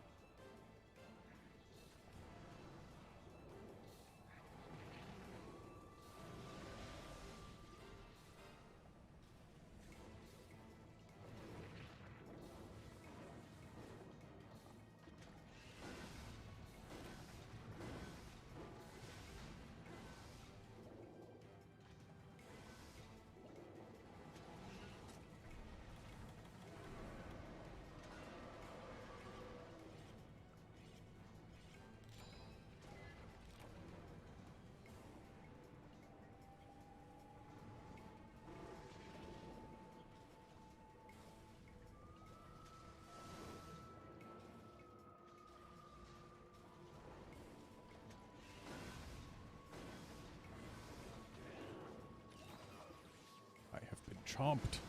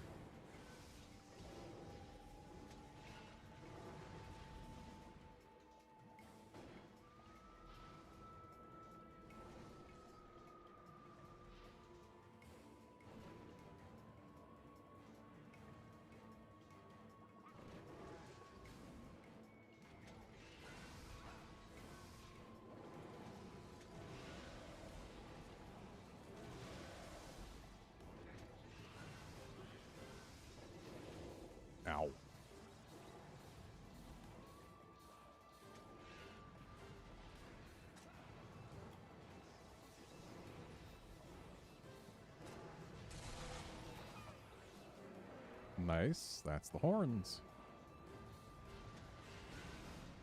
So that back is all we have left. We're not likely to get it, but we can sure as heck try.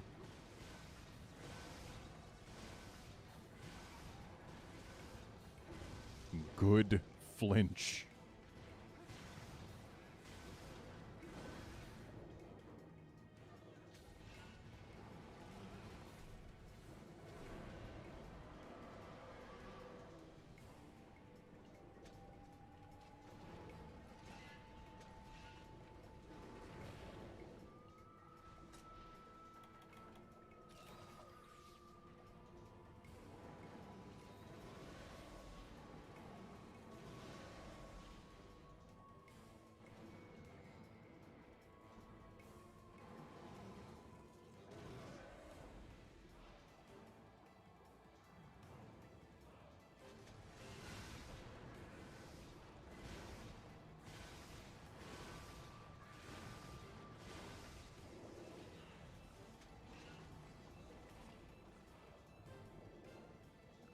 Tired boy. That means he's almost dead.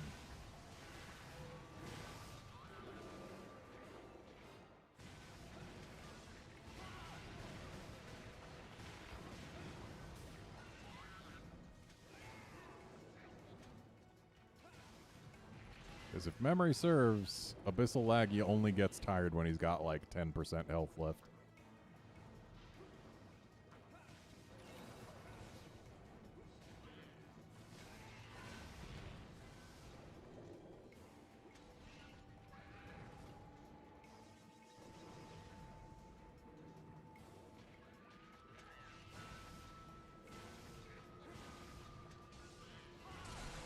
Hey, we got the back. That's everything.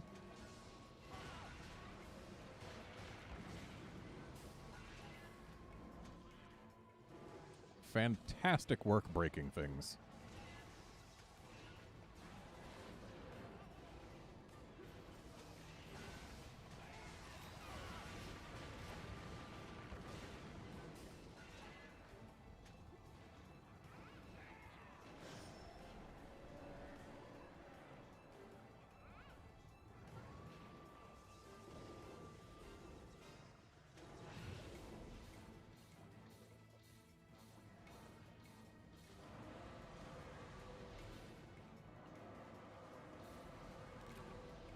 Rip. I'll go ahead and wait for you to get back before I hit it anymore. Because I do not wish to deprive you of carves.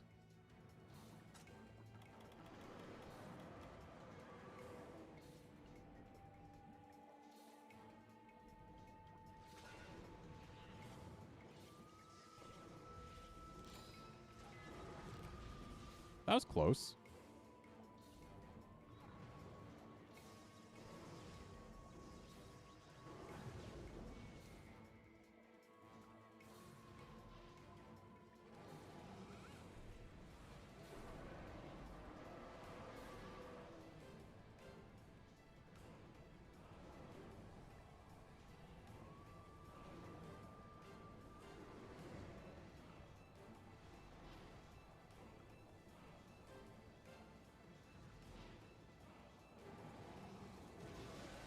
Alright, I see you're almost back.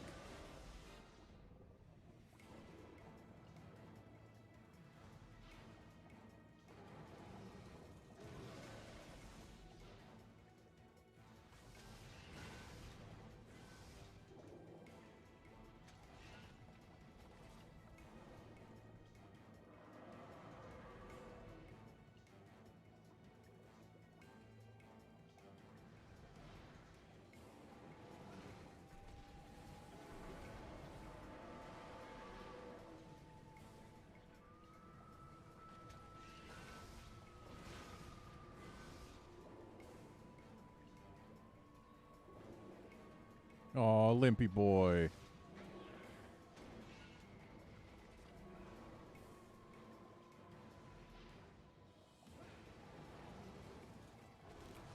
If only we could capture him.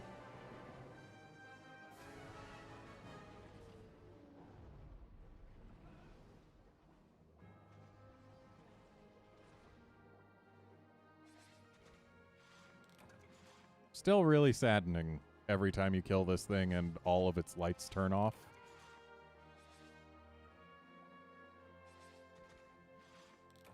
Because you're taking such a beautiful creature and then making it dull and plain. Ooh, dynamo!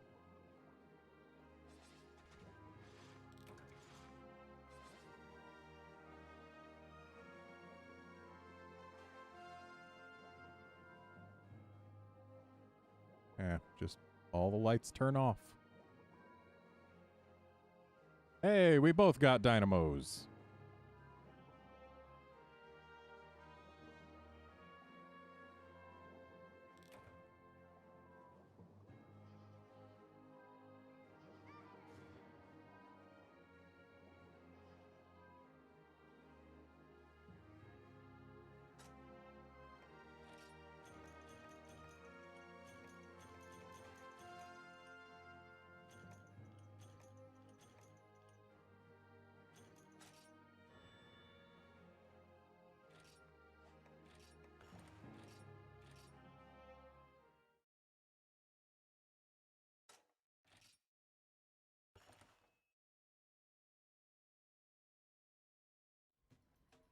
Now, before we do any more, I need to take a quick restroom break, so I will be right back.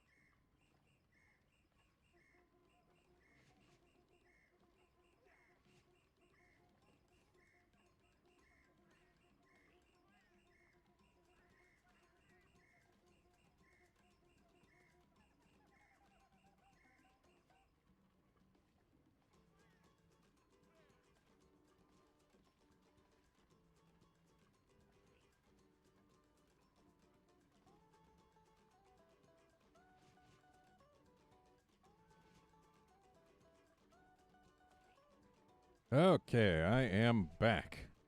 Just in time for you to start punching me, huh?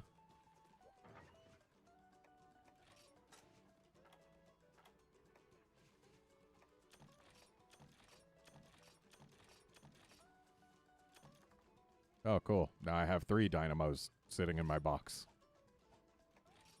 Still fun to see them.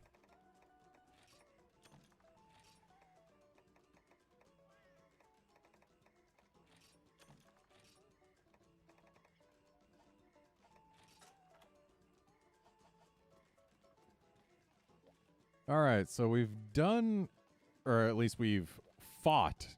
We haven't defeated, but we have fought at least one of every monster that can go in the water. So now it's Now it's time to fight something that cannot go in the water.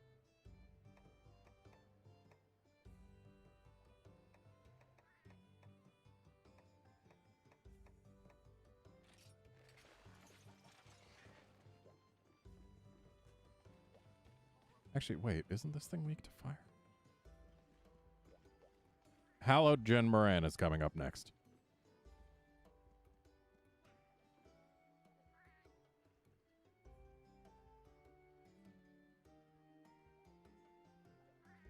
And yes, it is weak to fire.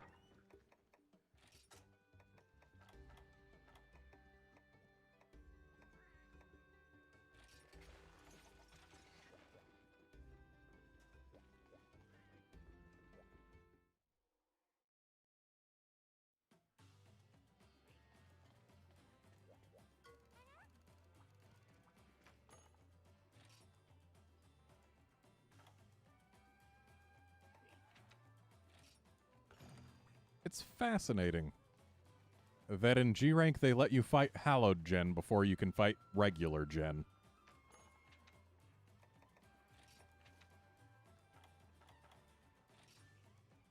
Because regular, well, I guess that's not the case anymore, but regular Gen is Event Quest exclusive in G rank, and that Event Quest came out pretty significantly later than the game itself did.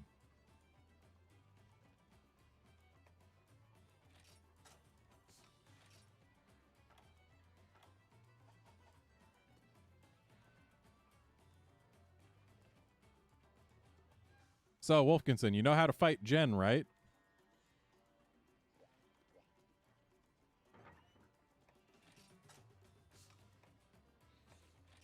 Because if so, just pretend you're fighting Jen, but imagine that Jen was purple.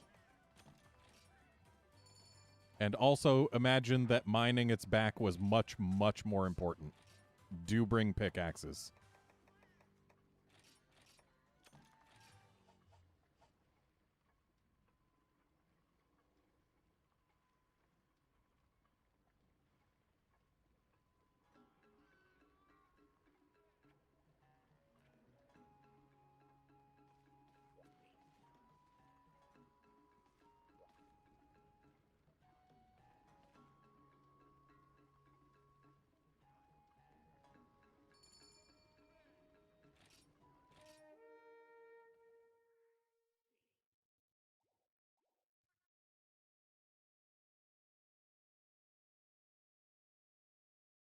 Yes, Hallowed Gen is Gen, except all of its attacks are much purpler.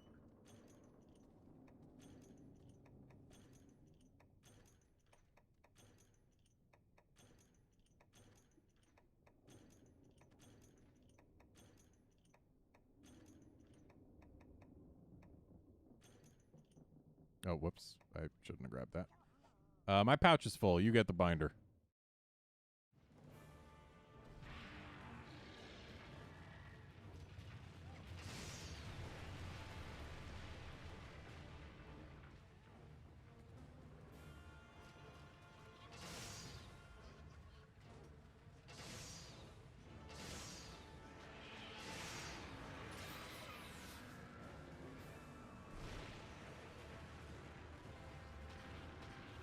Delix, stop it.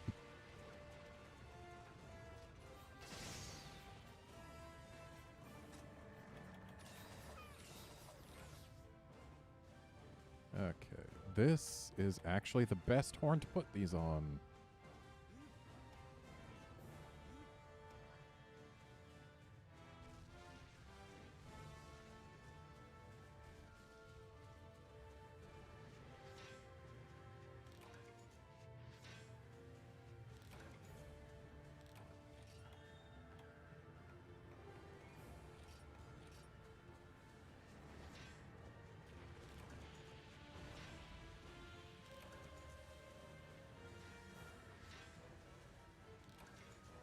Yay, ghostly quartz. Those are what you're looking for here, by the way.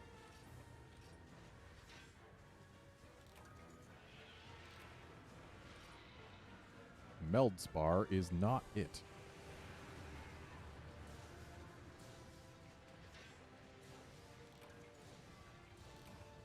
I mean, Meldspar's not bad. This is the best source of it. But ghostly quartz is what you're really hoping for. Wow, he only had the one mining spot on his left side for me?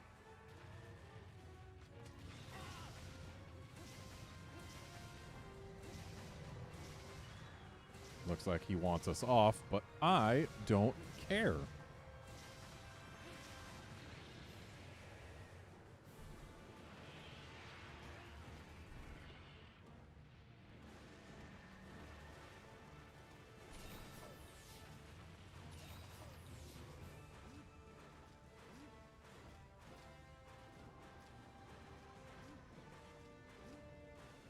By the way, fun fact that I only just now remembered.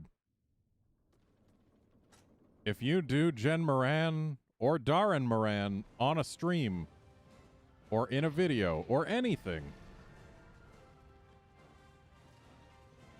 and you actually have the game audio for Phase 2, your video will get demonetized. For whatever reason, specifically Phase 2 of Jen is the only track in this entire game that they actually do that for. But oh boy, do they do it.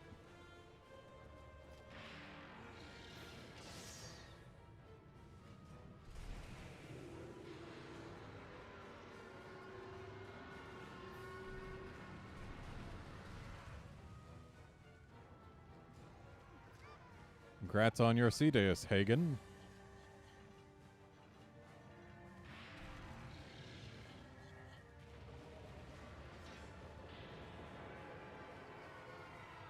No smashing our boat.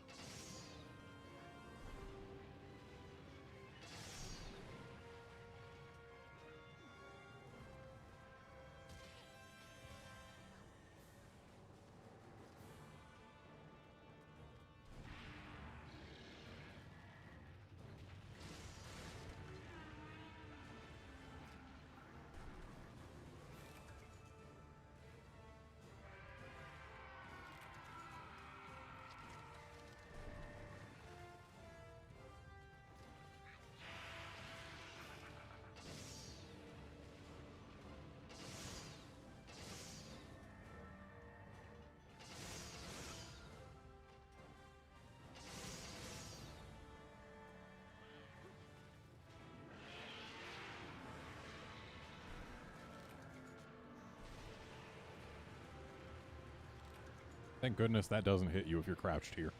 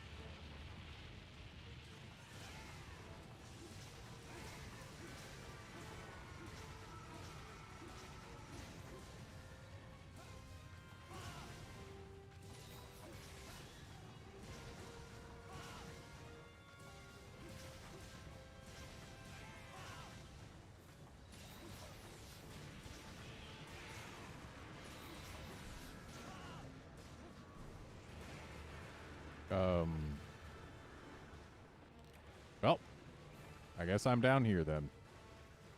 It's all you.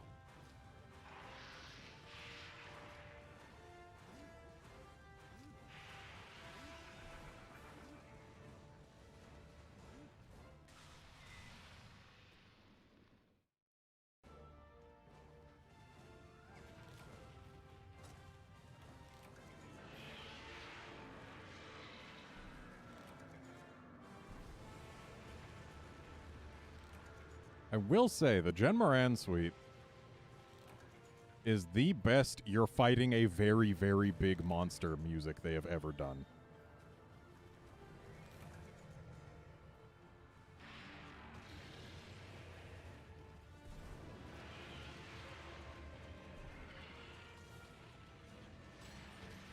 Thanks, Delix.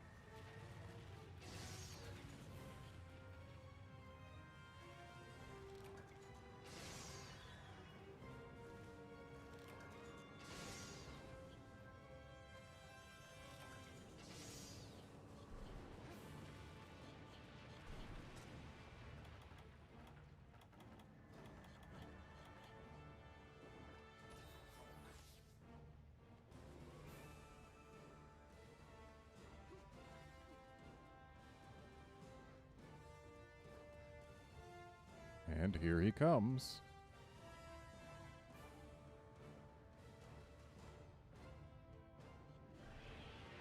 Leap 1. Leap 2.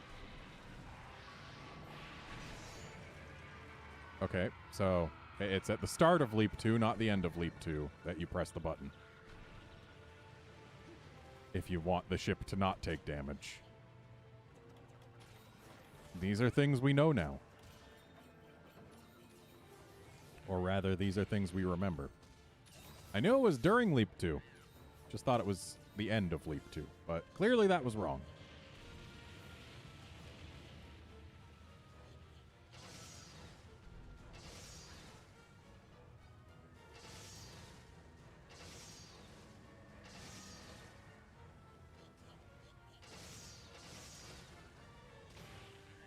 Thanks, Delix. Thanks, Delix.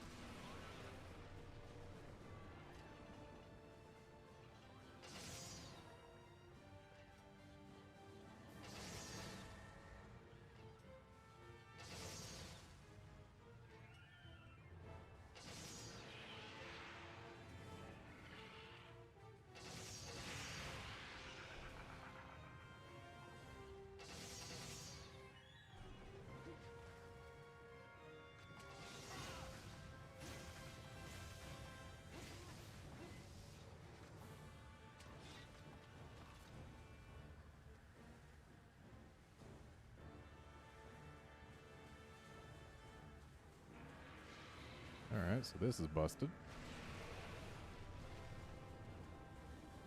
And so is this. Still, damage is damage. And damage dealt to the inside of these holes is the most you can do in this phase.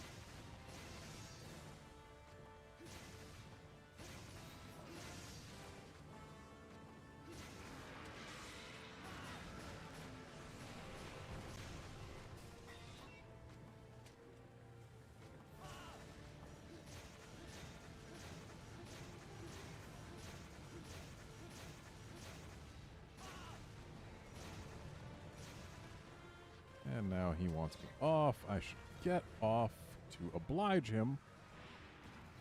Barely missed the boat. Well, that's fine. It's just a time waster.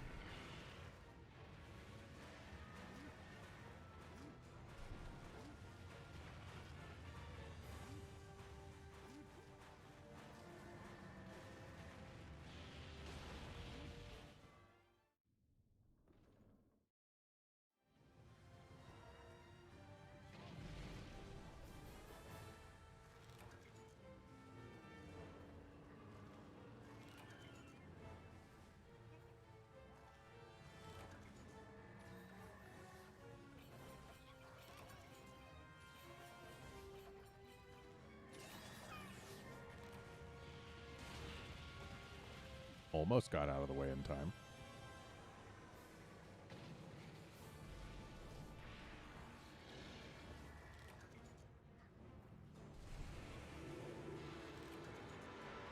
I was about to say I'm amazed we haven't broken either of the tusks yet, but then remembered that we're only 2 people and not 4.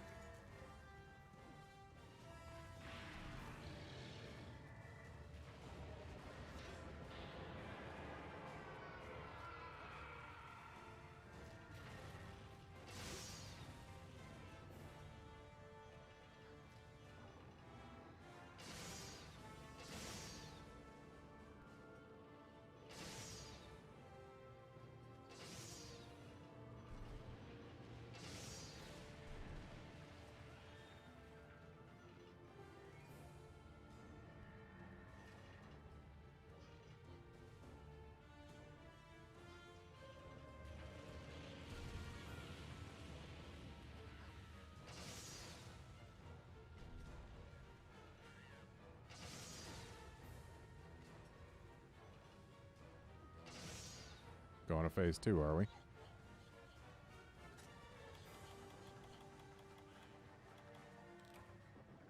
Yep.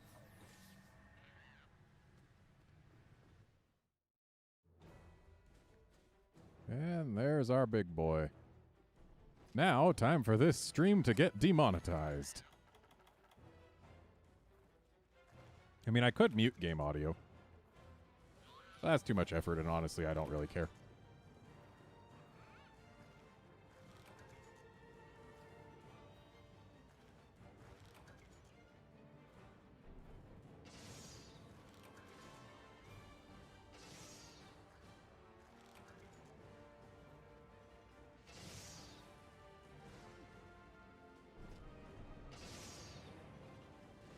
Rawr.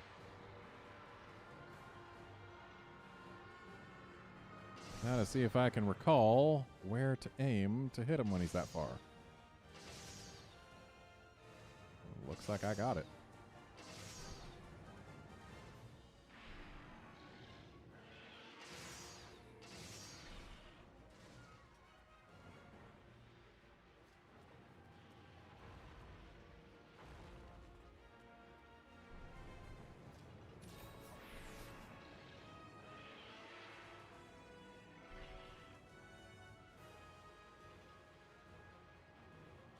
Be nice if he'd actually keep his tusks above the sand so I could hit him.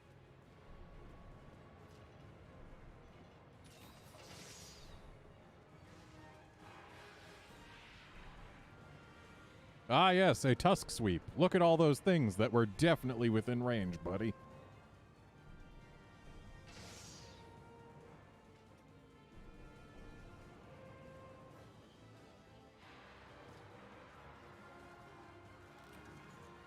So far away, even his ginormous freaking roar is not roar stunning us. Of course, before too long, I'm going to be complaining that he's too close. But not until he starts actually doing some walking.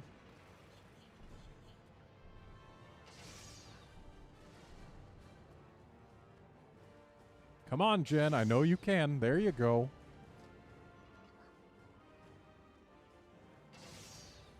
I wonder if we'll get to see him get off center. It's a silly bug.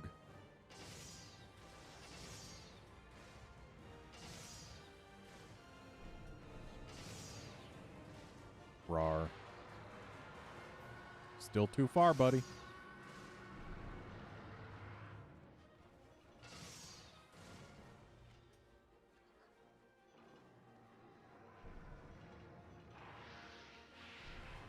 Another tusk sweep at literally nobody.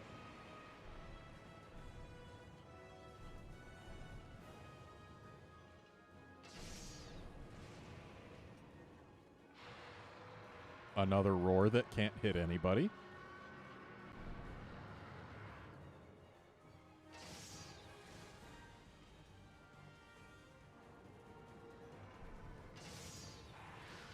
Buddy, come on.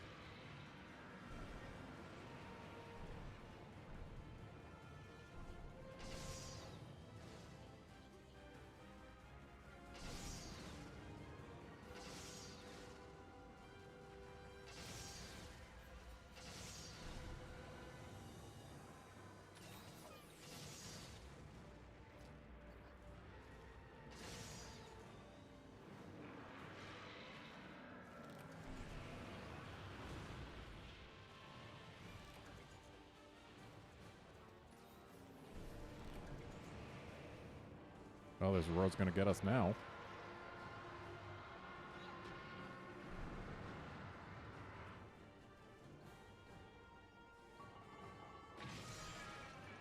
There goes a tusk. Unfortunately, now we don't get to listen to the very, very good demonetization music.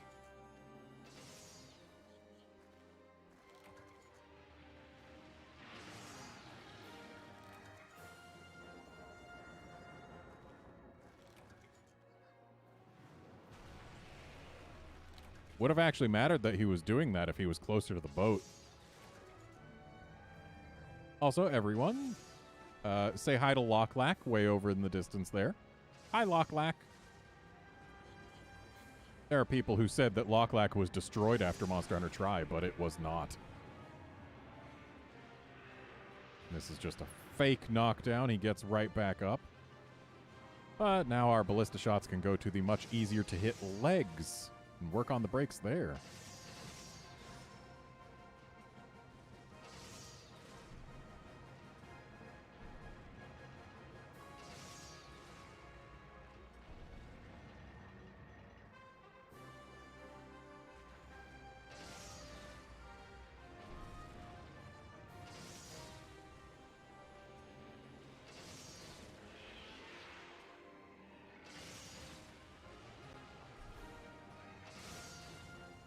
Okay, now it is very much time for me to be nowhere near the boat.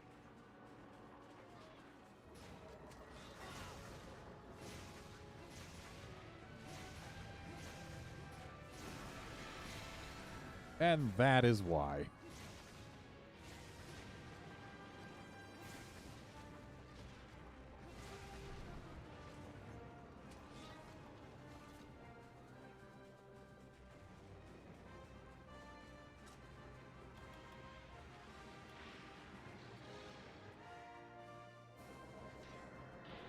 Time to get our tongue carves. Or rather, our roof of the mouth carves.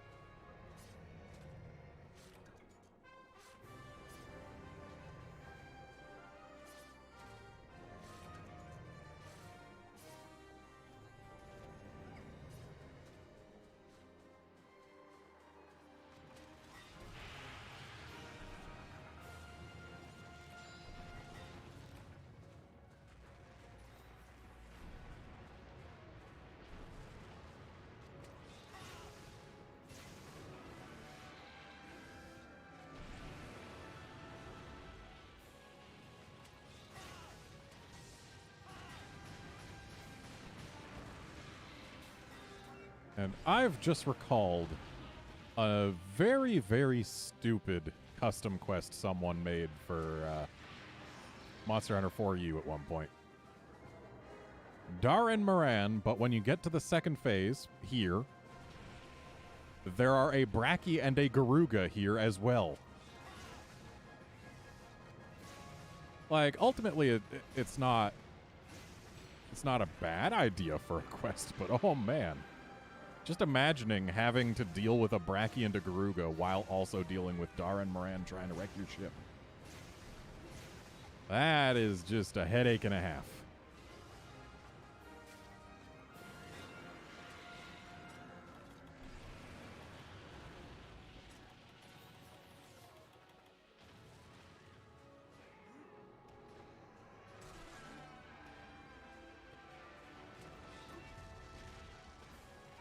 Didn't hit, but whatever.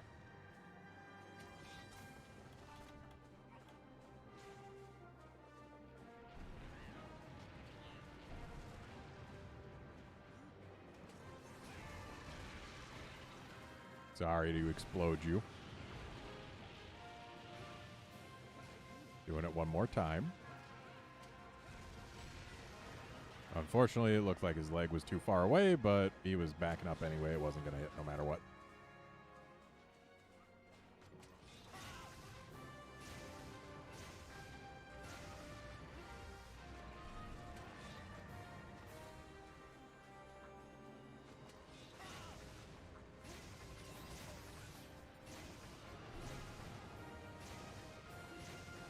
You know, it's kind of crazy to think that this was the very first Monster Hunter game to have dynamic shadows and not just a circle under the monster and or character.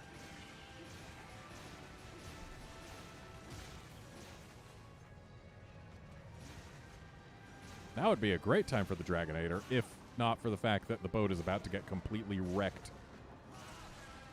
Oh, hey. Great timing on that break.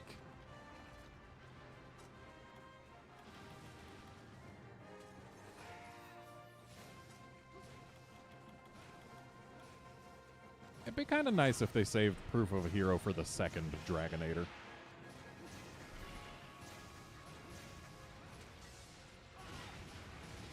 Like, sure, you wouldn't always hear it, But the times where you do hear it, it would feel more fitting.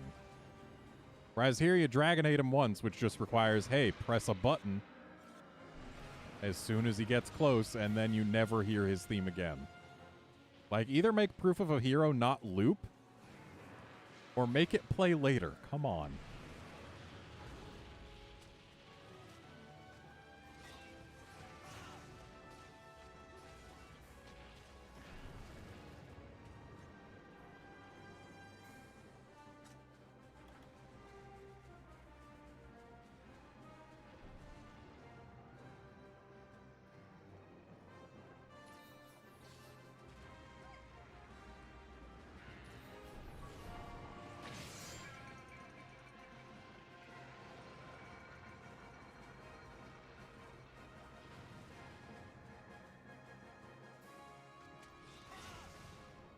Fun fact, Legiacruz and Gen Moran are the two monsters that sold me on wanting to try the demo for Monster Hunter Tri.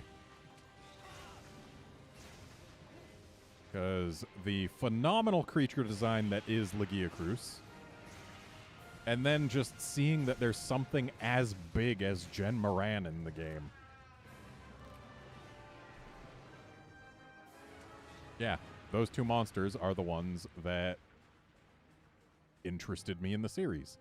And stand right under the back of his throat, and you should be able to get all your carves in one spot.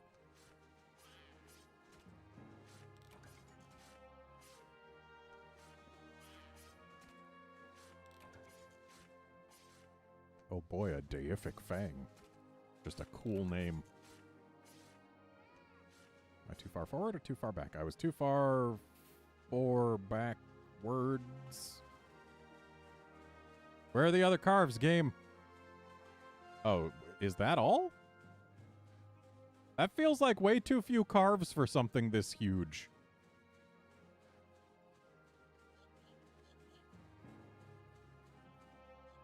Oh, wait. Found it. Got an Earth Dragon Sapphire.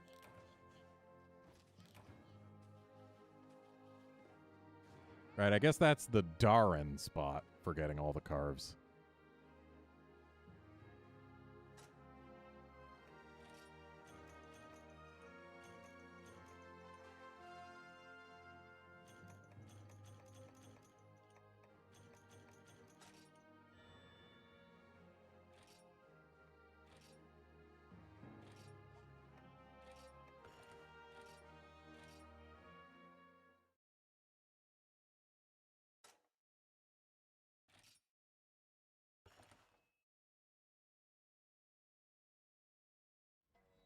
Yeah, fun fact, prior to 3U, monsters only had circles for shadows, which 3U monsters still have as soon as they take off from the ground. But there were very few monsters that had not black circles for shadows, but white circles. Hello, Kieran. Hello, White Fatalis.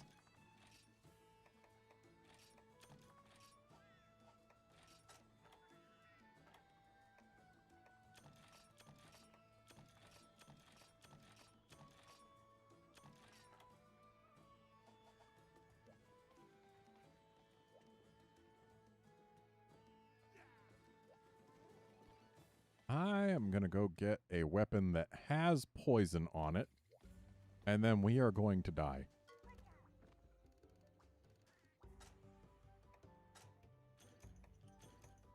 Look at this little guy grabbing me my 19th Earth Dragon Sapphire.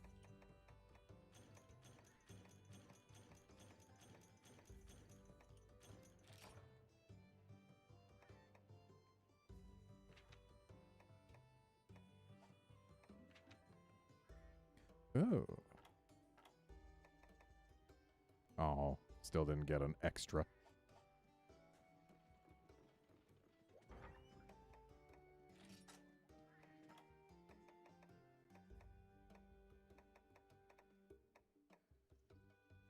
Oh, if I'm using Miser's Asterism, I need to use a different set.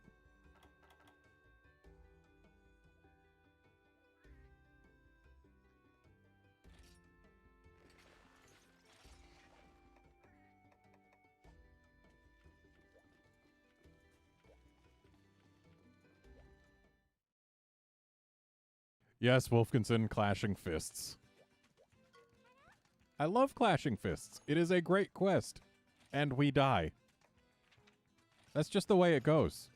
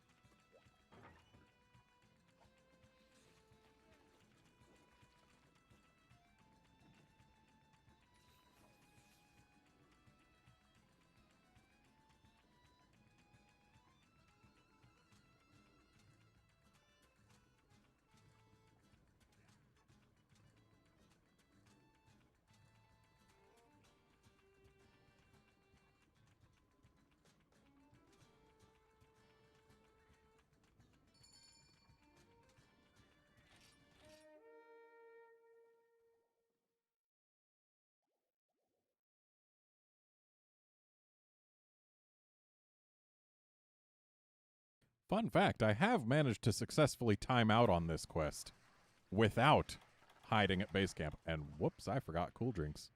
This'll be exciting.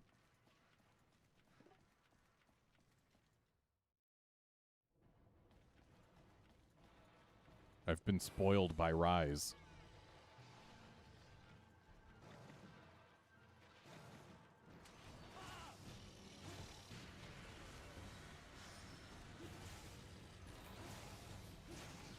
So we both forgot cool drinks, so we'll be dying for additional reasons.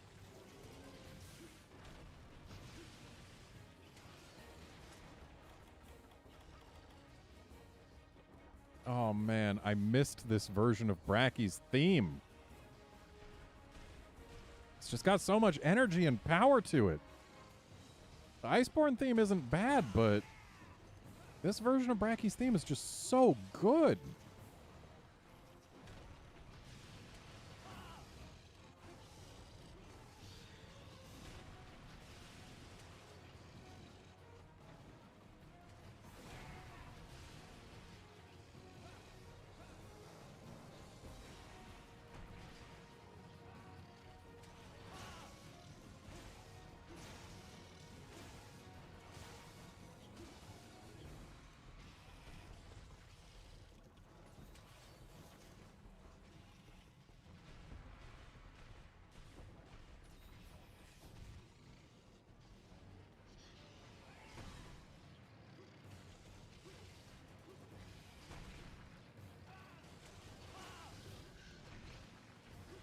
Ow.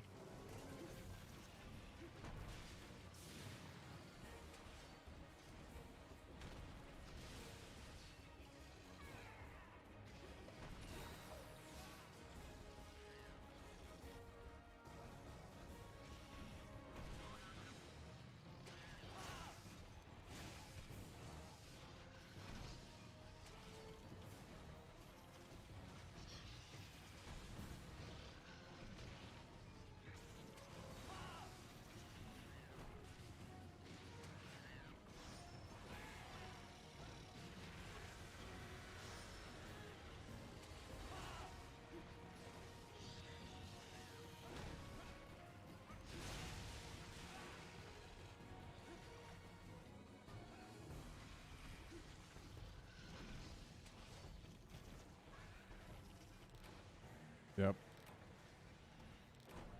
If I didn't get my toes on that hot part of the ground, I would have had time to heal.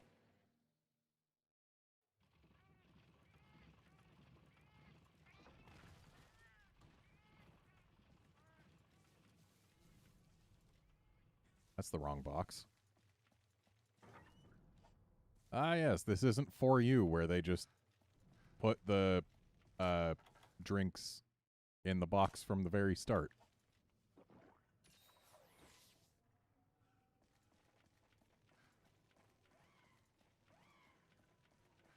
For You, the US version of the game did that. The Japanese version did not. because they were trying to help people who weren't used to Monster Hunter games. 3U, they tried to help people who weren't used to Monster Hunter games by giving us bonus 50 points of defense in the non-Japanese versions of the game. Just 50 points of defense baseline. Makes early game a breeze. Matters a heck of a lot less when you're rocking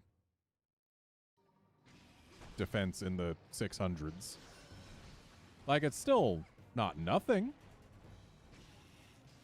but it's a much less significant upgrade than when you're rocking, say, 5 defense baseline.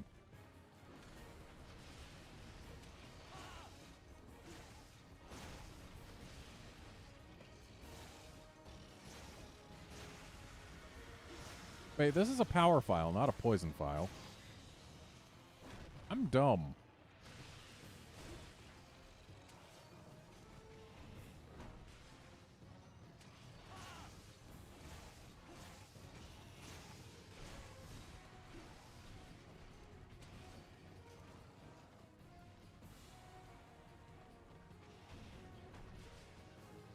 Also, I missed this volcano. It is still the best volcano the series has ever seen. Lava Caverns isn't bad, but this is the best volcano the series has ever seen.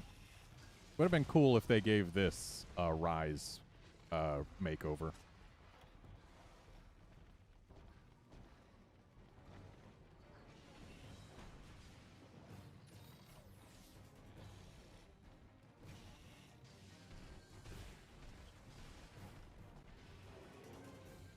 Cracky, get out of the lava.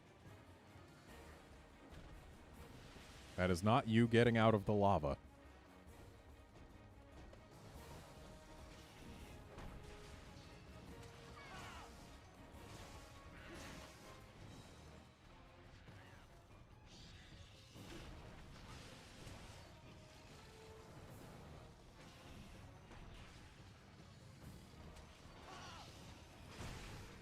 Ow.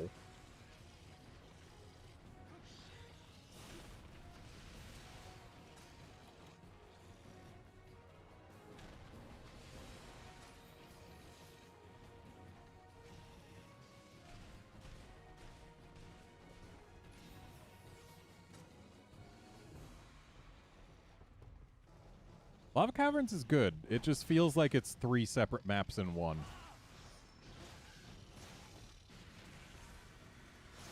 Like, there's the hot part, there's the wet part, and then there's the top gathering part. It feels like it's 3 separate maps. There's very little reason to go between the different versions of it during any given hunt.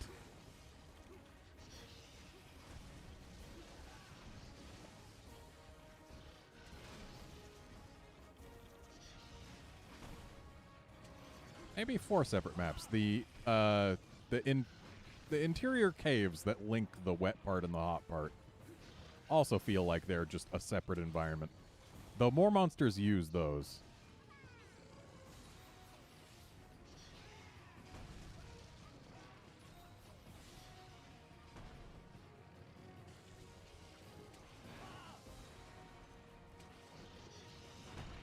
Ow.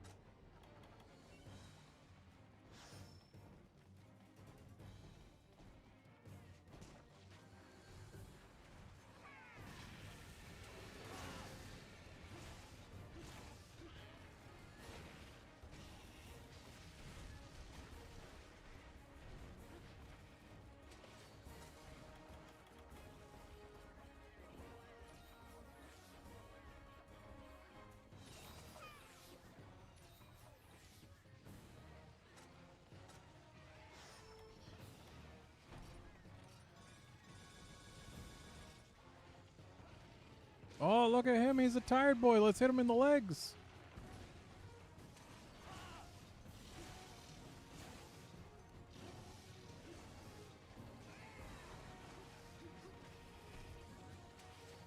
Raging Bracky is, or not Raging Bracky, Clashing Fists Bracky is effectively a Raging Bracky. He's almost always enraged.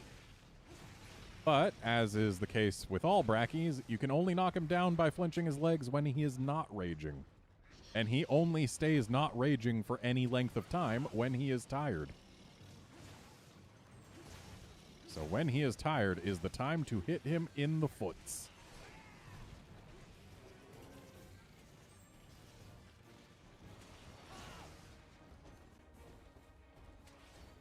And he's going.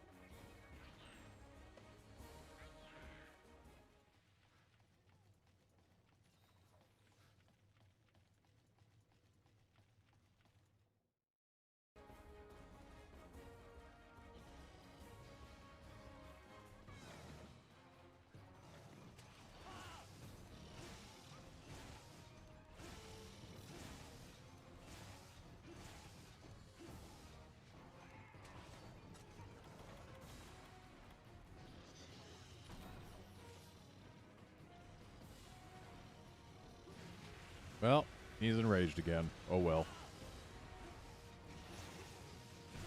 Watch like 2 more hits get a leg flinch.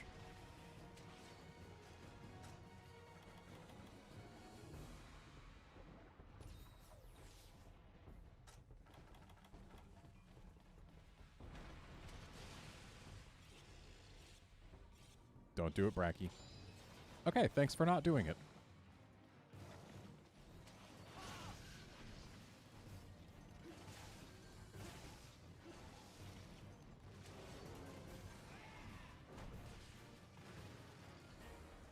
It is weird that regular Nargacuga Switch Axe does have a poison file, but Lucent Nargacuga, the one that does poison damage, has no poison on its Switch Axe.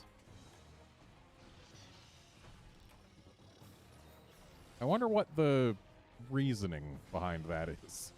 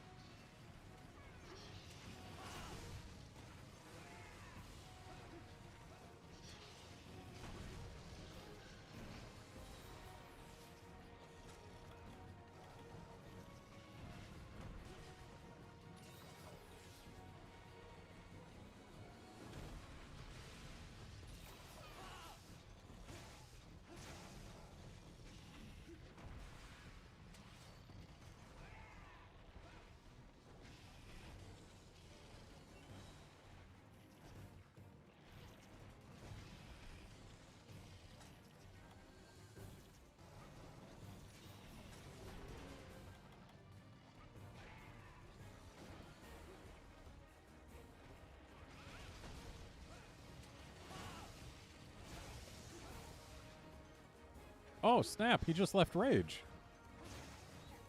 Lucky us. We got it in, like, the one hit that we could. Because, look, he's enraged. Because if he's not tired, he enrages in one hit every time. So we literally got the knockdown during the one chance we had.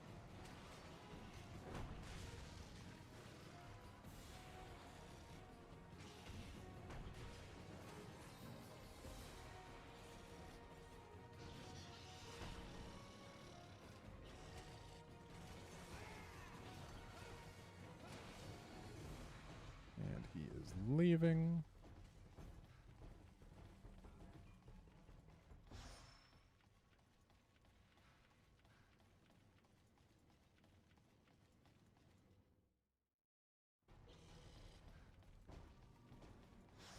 Kind of silly that this game felt the need to keep the oxygen meter on screen at all times, whether you're underwater or not.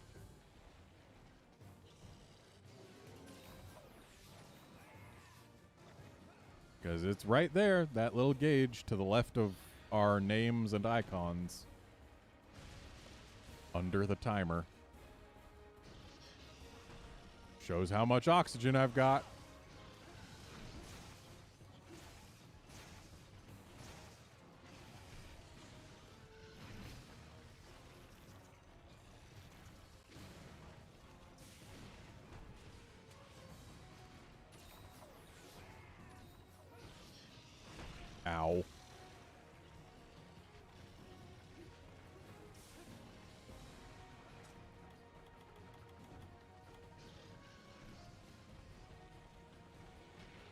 Aw, dang it. Well, so much for the Tanzia chips being helpful.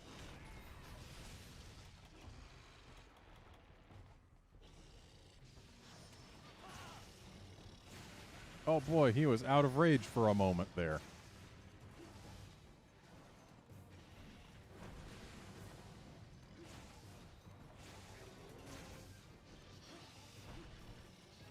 This camera is really slow. I need to see if I can speed it up.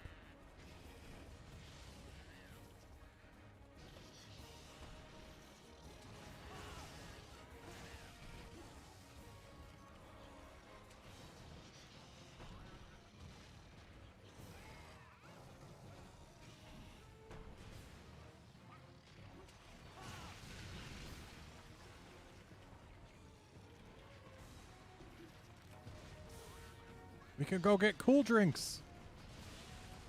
Or not.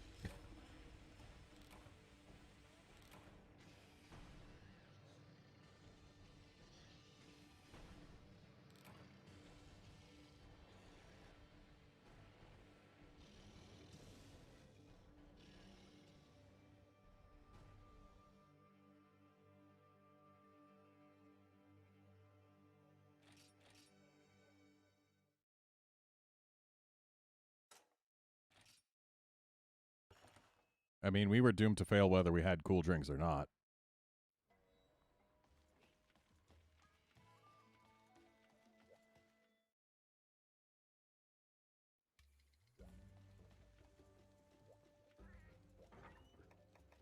I've beaten that quest exactly once.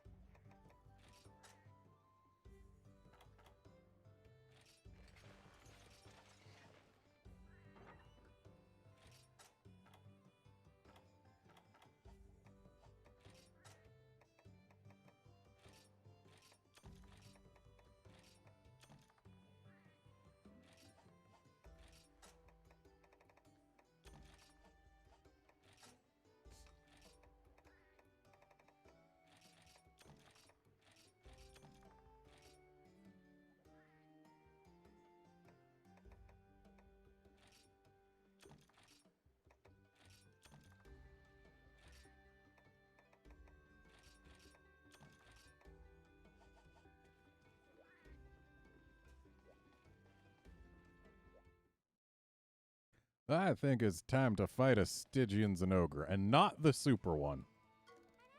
One that we actually have a chance at beating.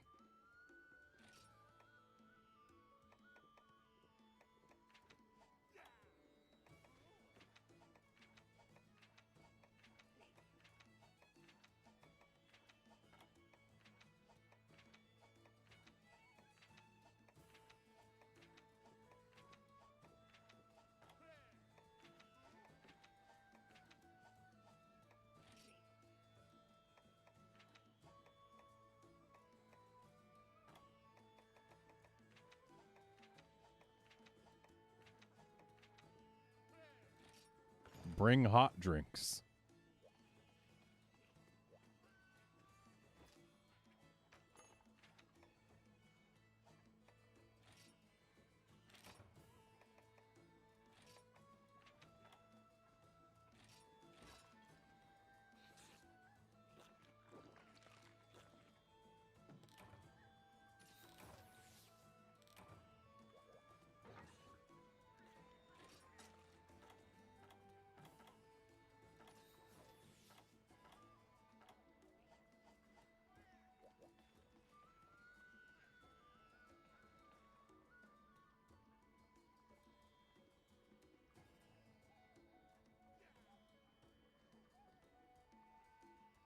We have been coddled by Rise.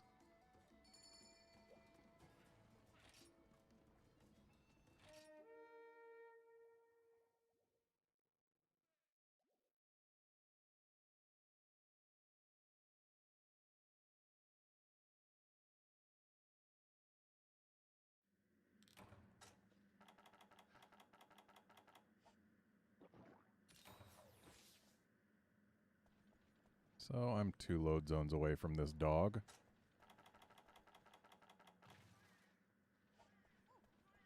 Unless I'm mistaken.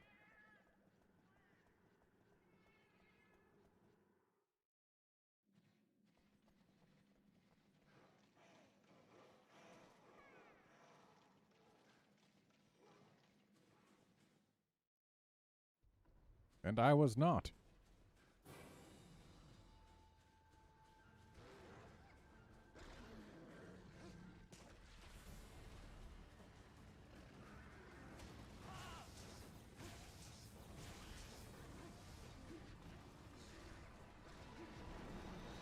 Still fascinating that Stygian's an Ogre has had at least somewhat different function in every generation it's appeared in. Just the way its Dracophage bug shot works.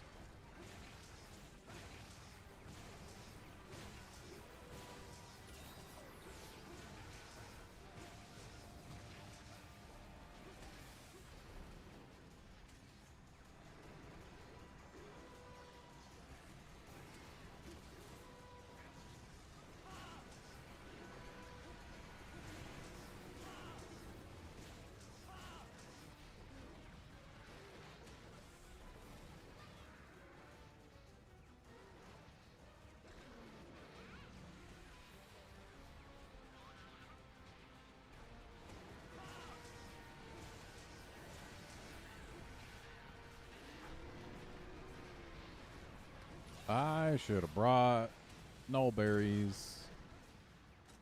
I'm gonna be sad now. Because I have 0 lightning.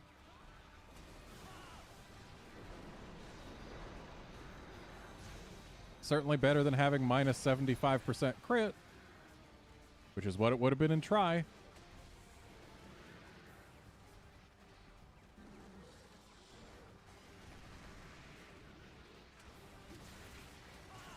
Though, fun fact, if Stygian's an Ogre was in Portable Third, Dragon Blight then would have done literally nothing because that game didn't have Dragon Blight despite having monsters that did dragon damage.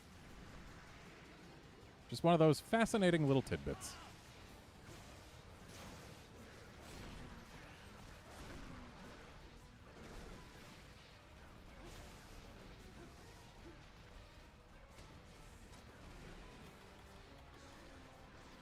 And here I am remembering how 4U was the first Monster Hunter game to let you stay down after taking a hit.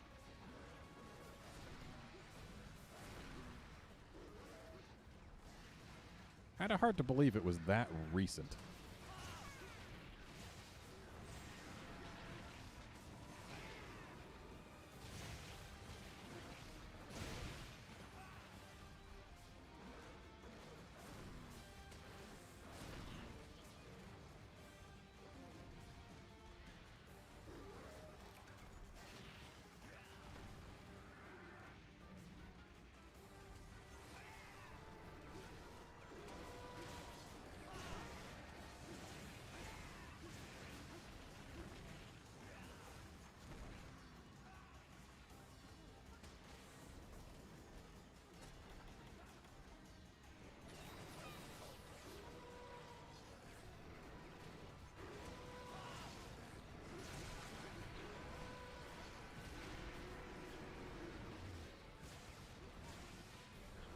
And that's how you can tell when this dog's gonna full charge in this game. He is gonna full charge.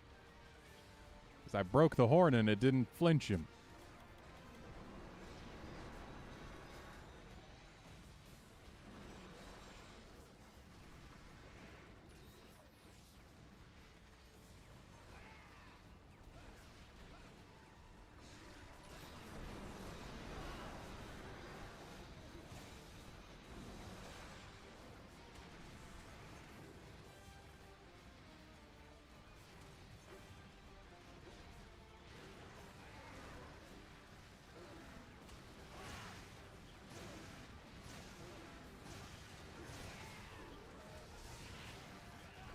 I forgot he gets up like that when he's mad.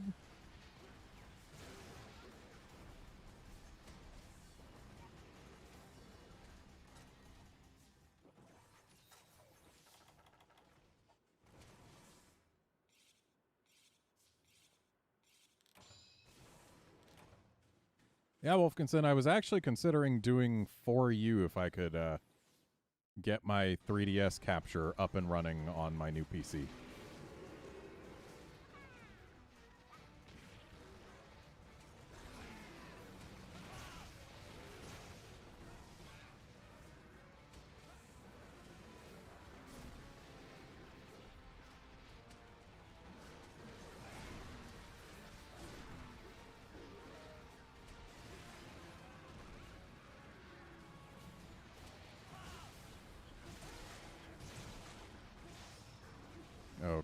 looks like the back and the left claw are all we have left to break.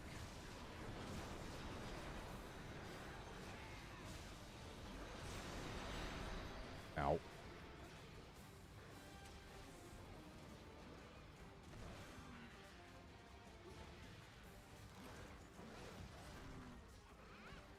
And by the left claw, I mean the right claw. The one that is the opposite of what I said. Now just the back, though.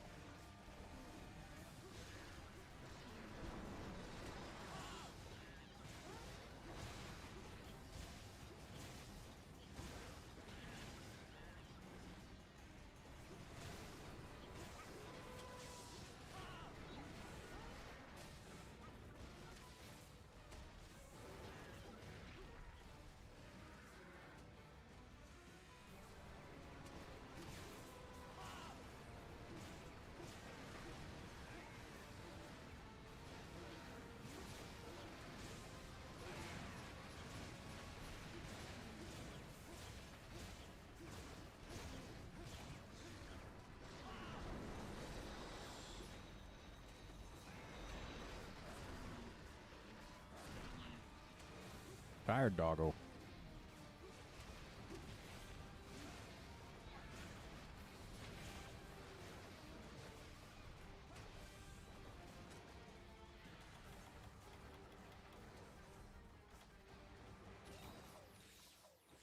I didn't carve the tail, did I?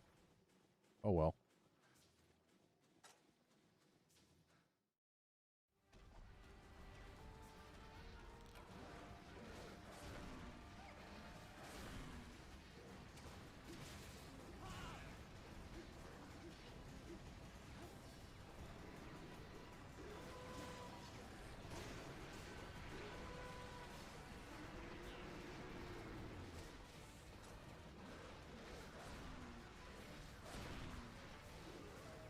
That feel when you let go of the R button to scratch an itch on your eye and get pounded for it?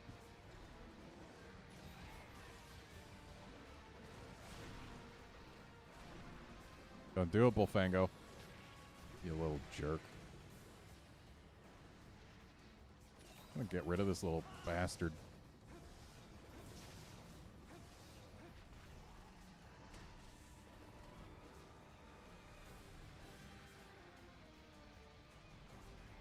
Because every dead Bullfango makes the world a better place.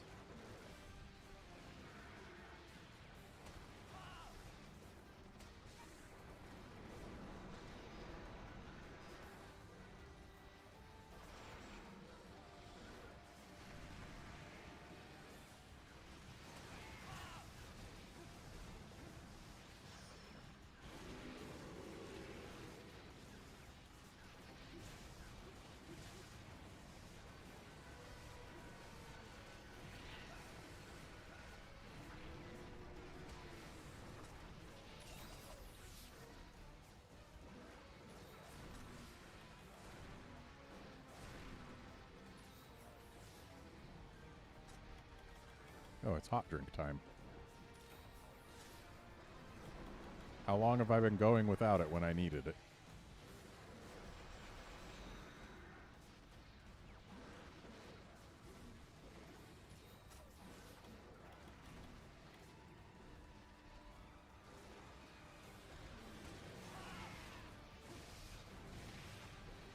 Nice little synchronized slicing there.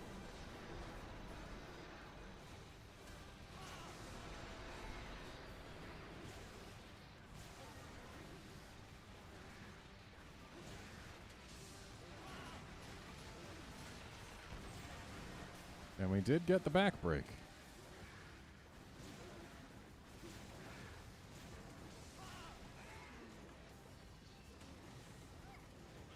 You can only tell when he's actually mad, or charged, but still.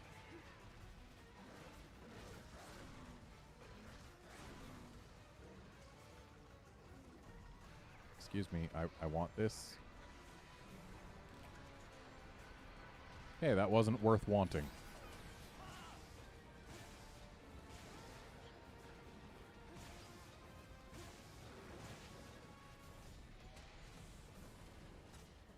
Good, he's taking us back to his tail.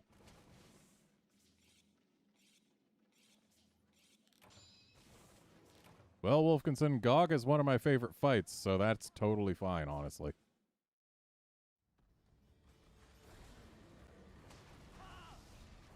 There's no way in hell I would do a 4U stream without doing GOG.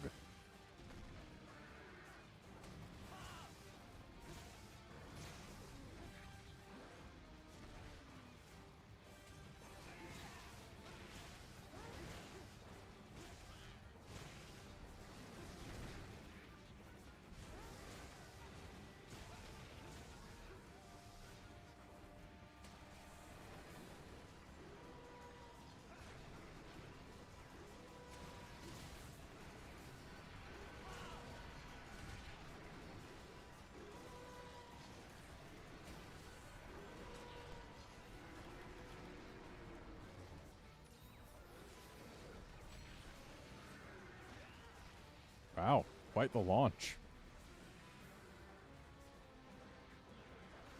Also, I've been Dragon Blighted for basically this whole damn quest.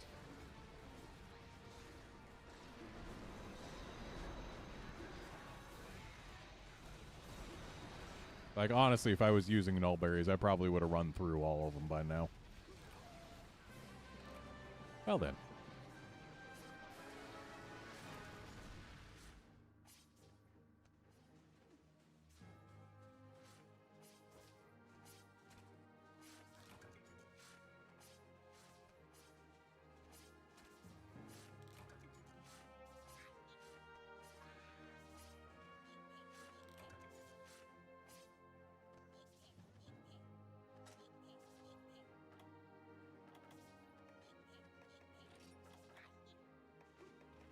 Ah, yes, I did see that correctly.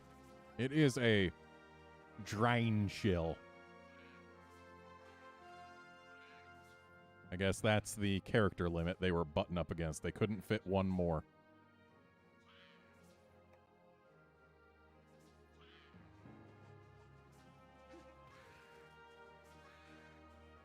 It's nice that 4U really opened up the amount of characters they could fit.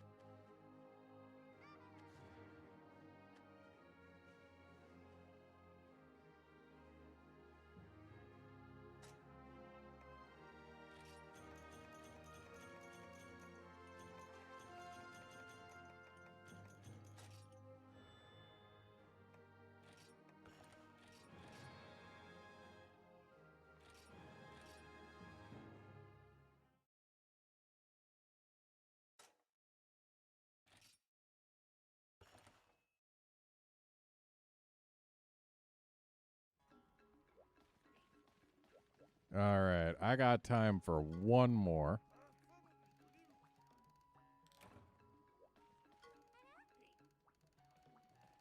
So let's see what it's gonna be.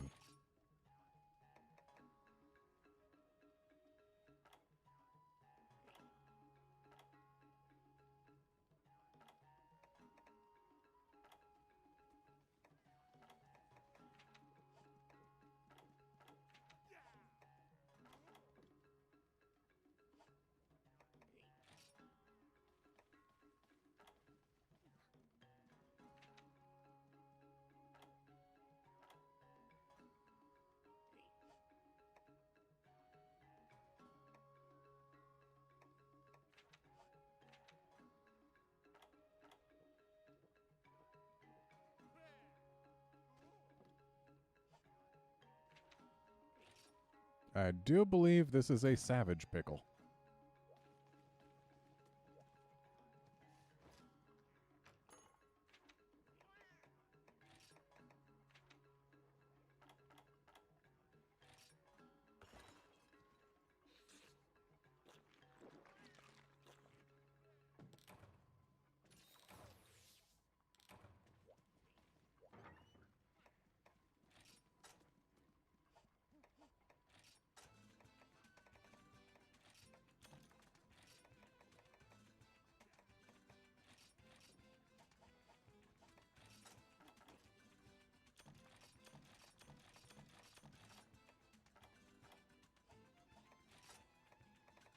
Again, do not forget hot drinks. And this time, let's also not forget nullberries. Also, don't forget dung. Dung will be very important. Well, dung bombs.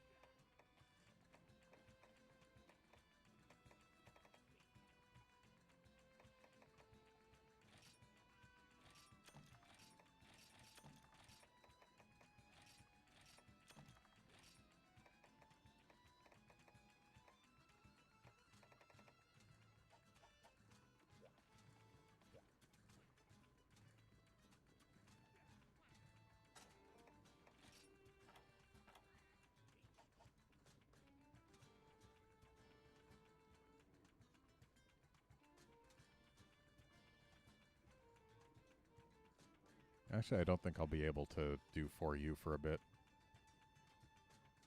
Because the actual PC that I use for my streaming is pretty far away from where I actually sit for my recording of this.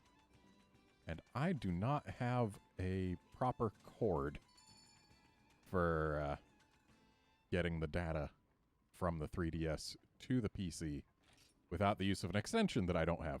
So that'll probably have to wait a while. But we'll probably do something else.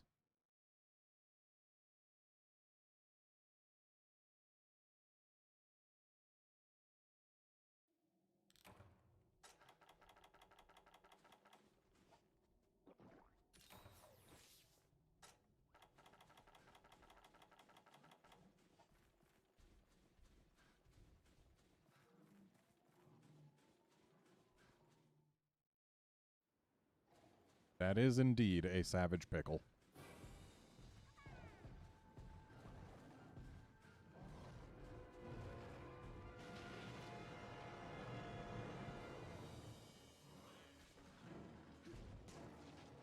I'll never forget the first savage pickle I found in this game. I was playing online with friends, doing the double Black Diablos quest.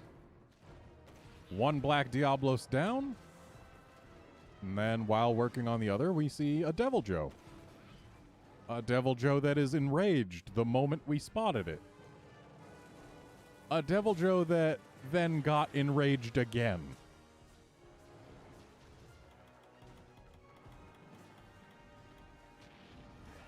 Wow, this thing is more aggressive than I remembered.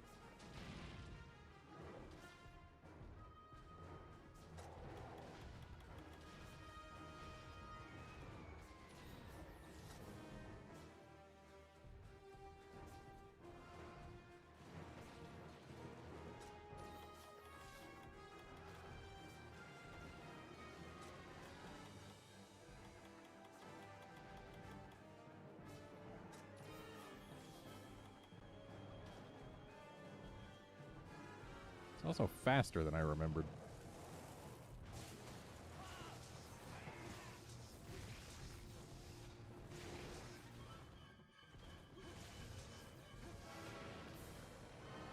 And now it's double mad.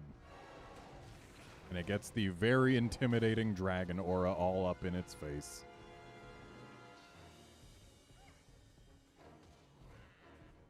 I'm kind of sad that Iceborne Savage Joe didn't have an effect like that.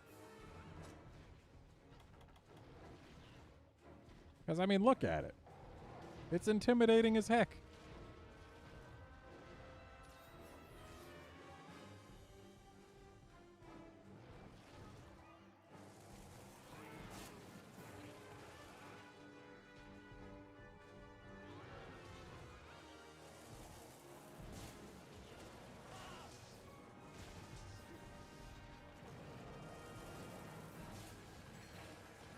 Could not quite get close enough there.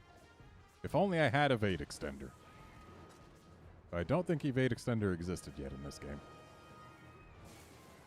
Oh, we should have brought meat. I forgot meat. Meat's so good against this pickle.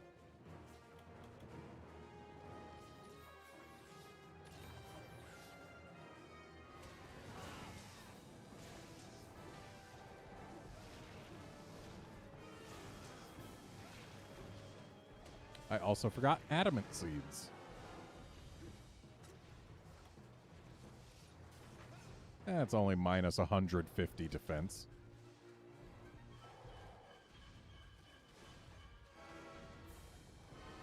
I think it's actually a 25% redux.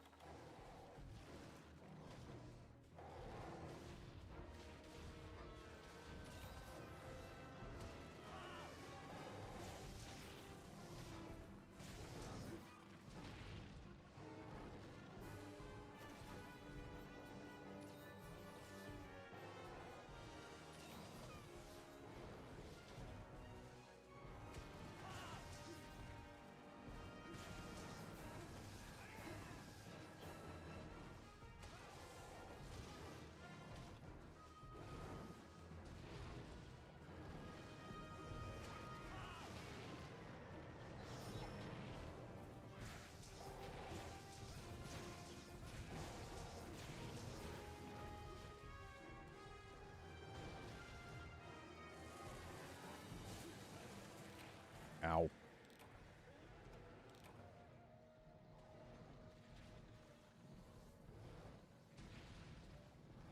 Wasn't a whole lot of anywhere I could have gone there.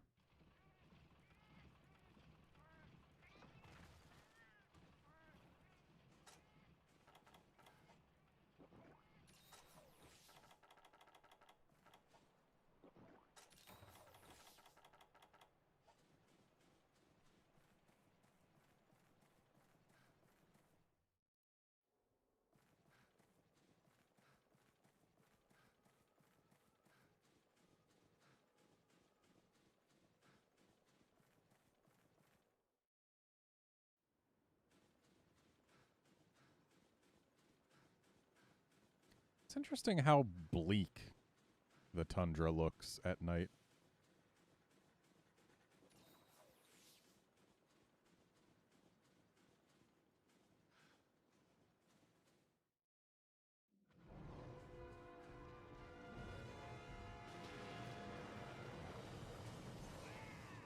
Like, pretty much all of the other Monster Hunter games' ice zones, at night there's an aurora or something.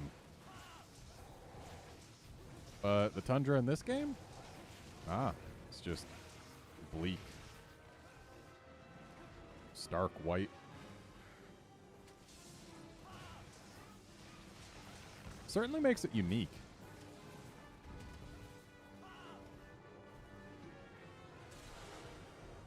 Alright, face break number 1, not bad.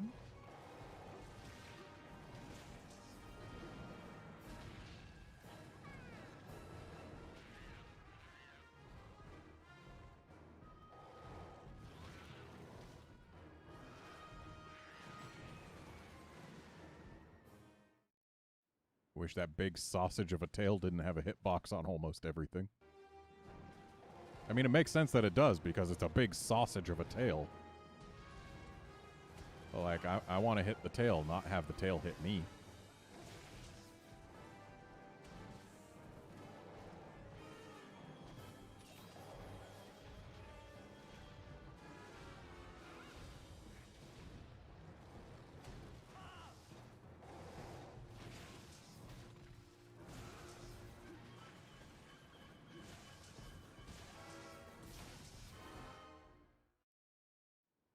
Well, good timing. I need to sharpen.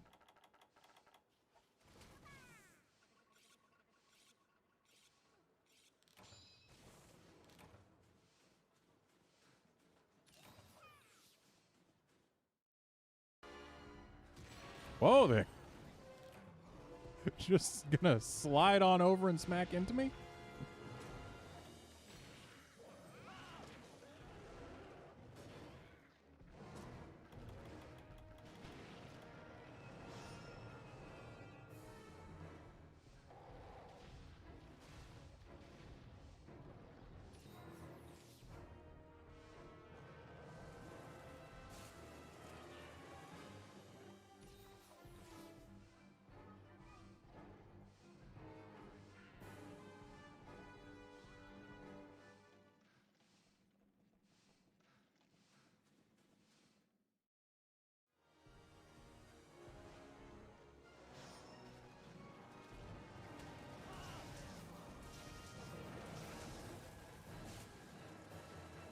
Ooh, dodged it.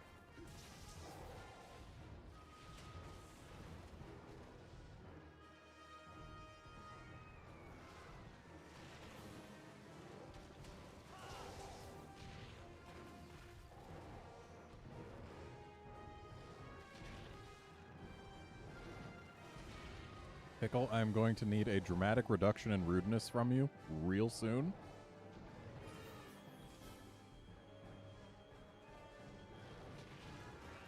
That is not a reduction in rudeness.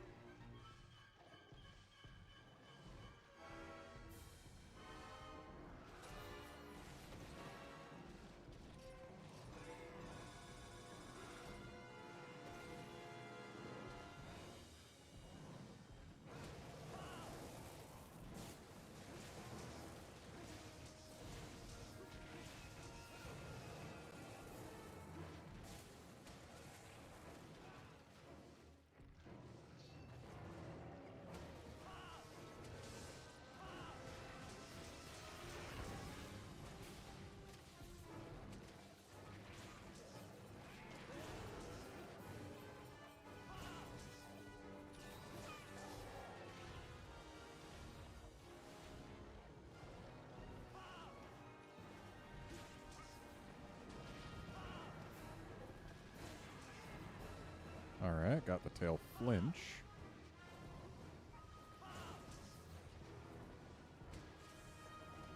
I still miss World Eater Joe. They should have brought him back.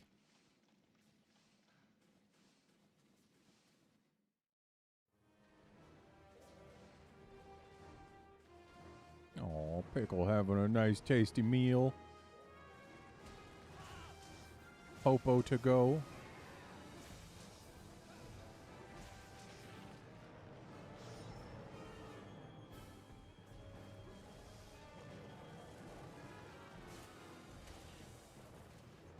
That looked like it should have hit me.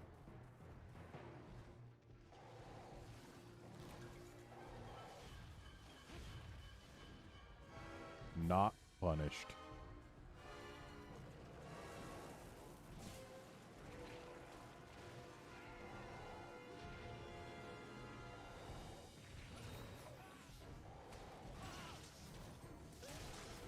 And face break number 2. Tail is all we have left. Because these were the glory days before they traded a face break for a chest break.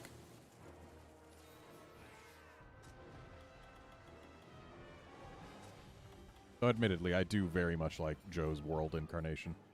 It feels very Joe. Except for how it never eats.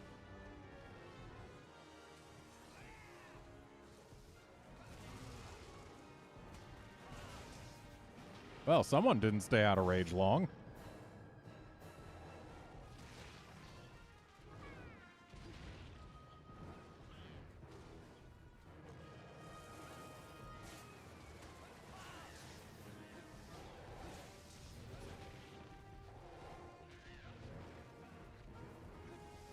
Yeah, Devil Joe that doesn't eat any and all meat presented to it isn't a real Devil Joe, damn it.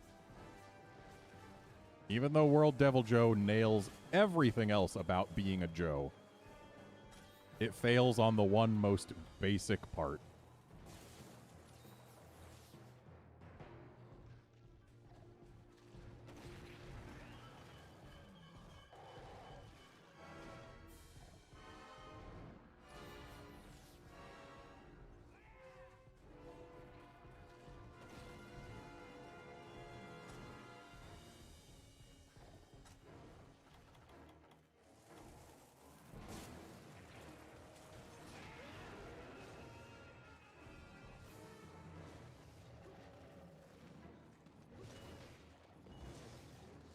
Just to get us some free tail hits. So I clearly placed it a little bit too far back.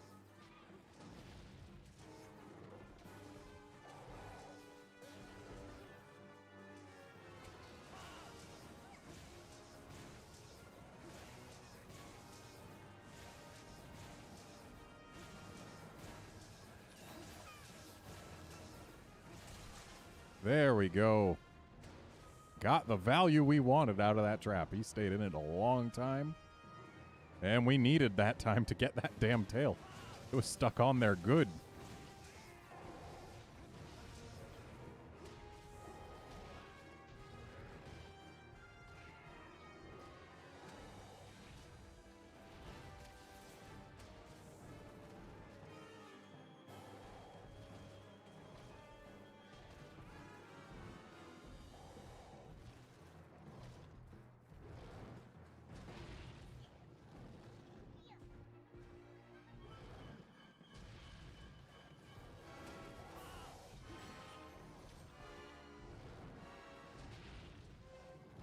He is very jumpy right now.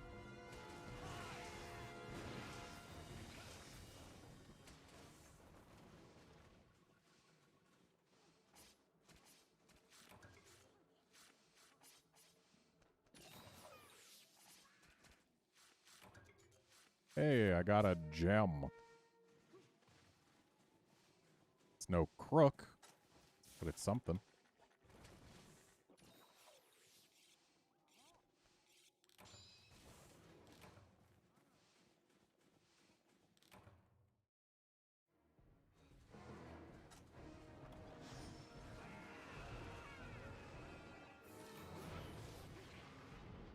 Wow, look how turbo this Joe is.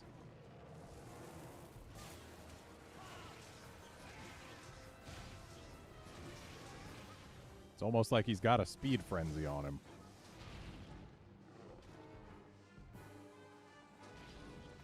Also, this is reminding me how disappointed I am that Joe is not in Rise.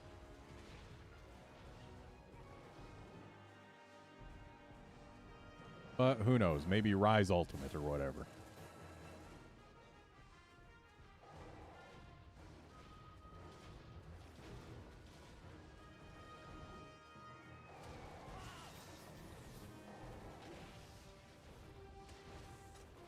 Wolfkinson, if you have traps, go ahead and place a pit.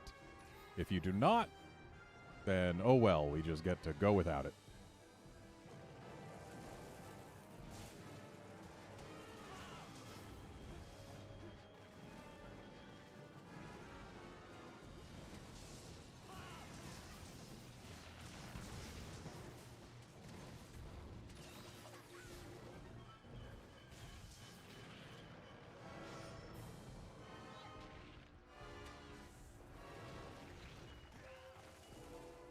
All right.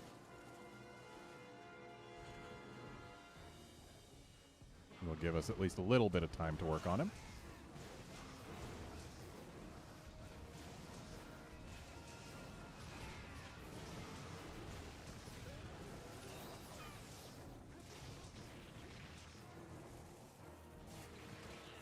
Ooh.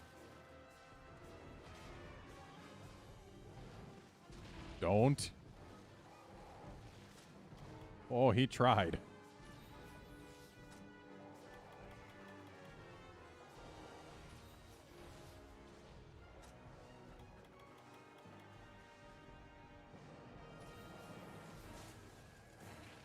That was not worth it.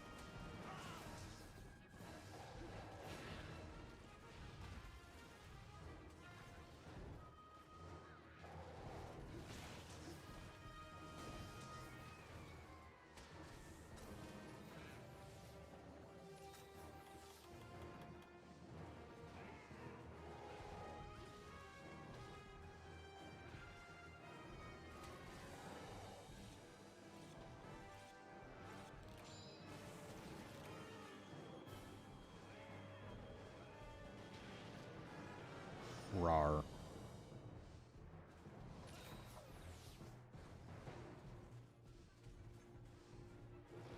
It's actually kind of interesting. Savage Joe first got his own unique icon in Monster Hunter Portable 3rd, a game in which he did not exist. Regular Joe did, but Savage Joe did not. But Savage Joe did have an icon in Portable 3rd's data.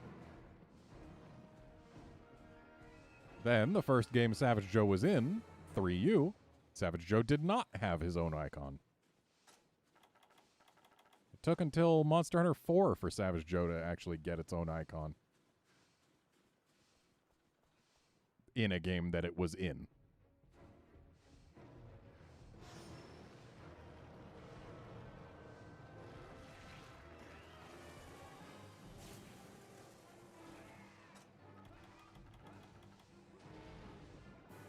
Also, we are absolutely capturing this pickle for 2 reasons. One, because it's got lots and lots of health, and being able to end the quest when it still has 12% left is handy.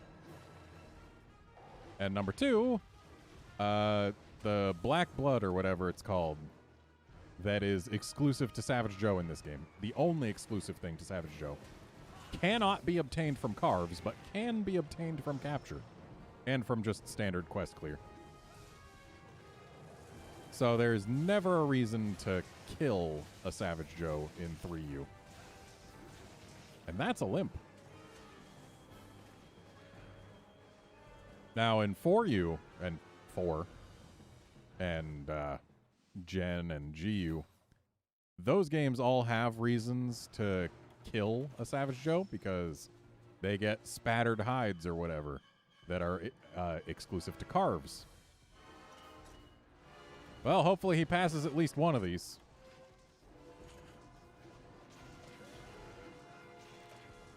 Yay, we got a pickle.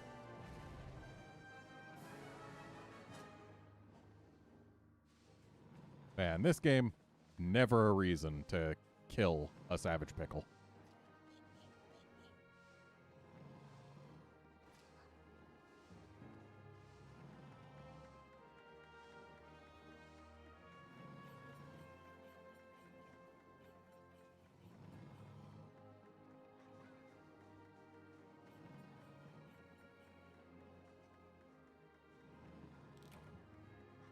I agree that this has been fun. It's always fun coming back to this game once in a while. I can't say the same about Freedom Unite, but this game, still fantastic. Definitely could use some modern quality of life changes. But, I mean, it's still a great game underneath.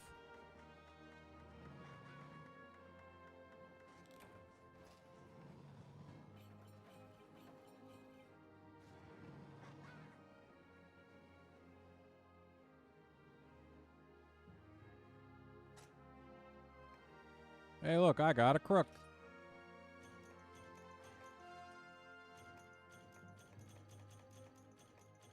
And I got 1 black blood.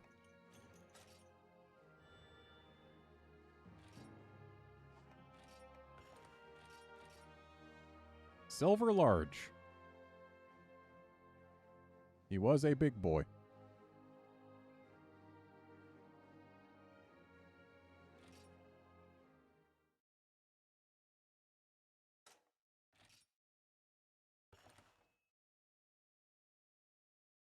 Grats on your crook.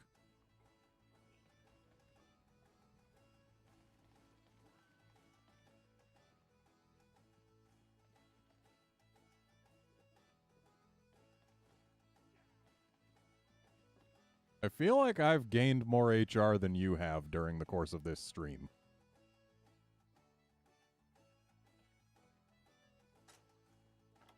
Yeah. Thanks, everyone, for coming along, watching, chatting. Thank you, Wolfkinson, for playing. I'll see you folks all in the next stream, which will be tomorrow, doing who knows what. See you then, friends.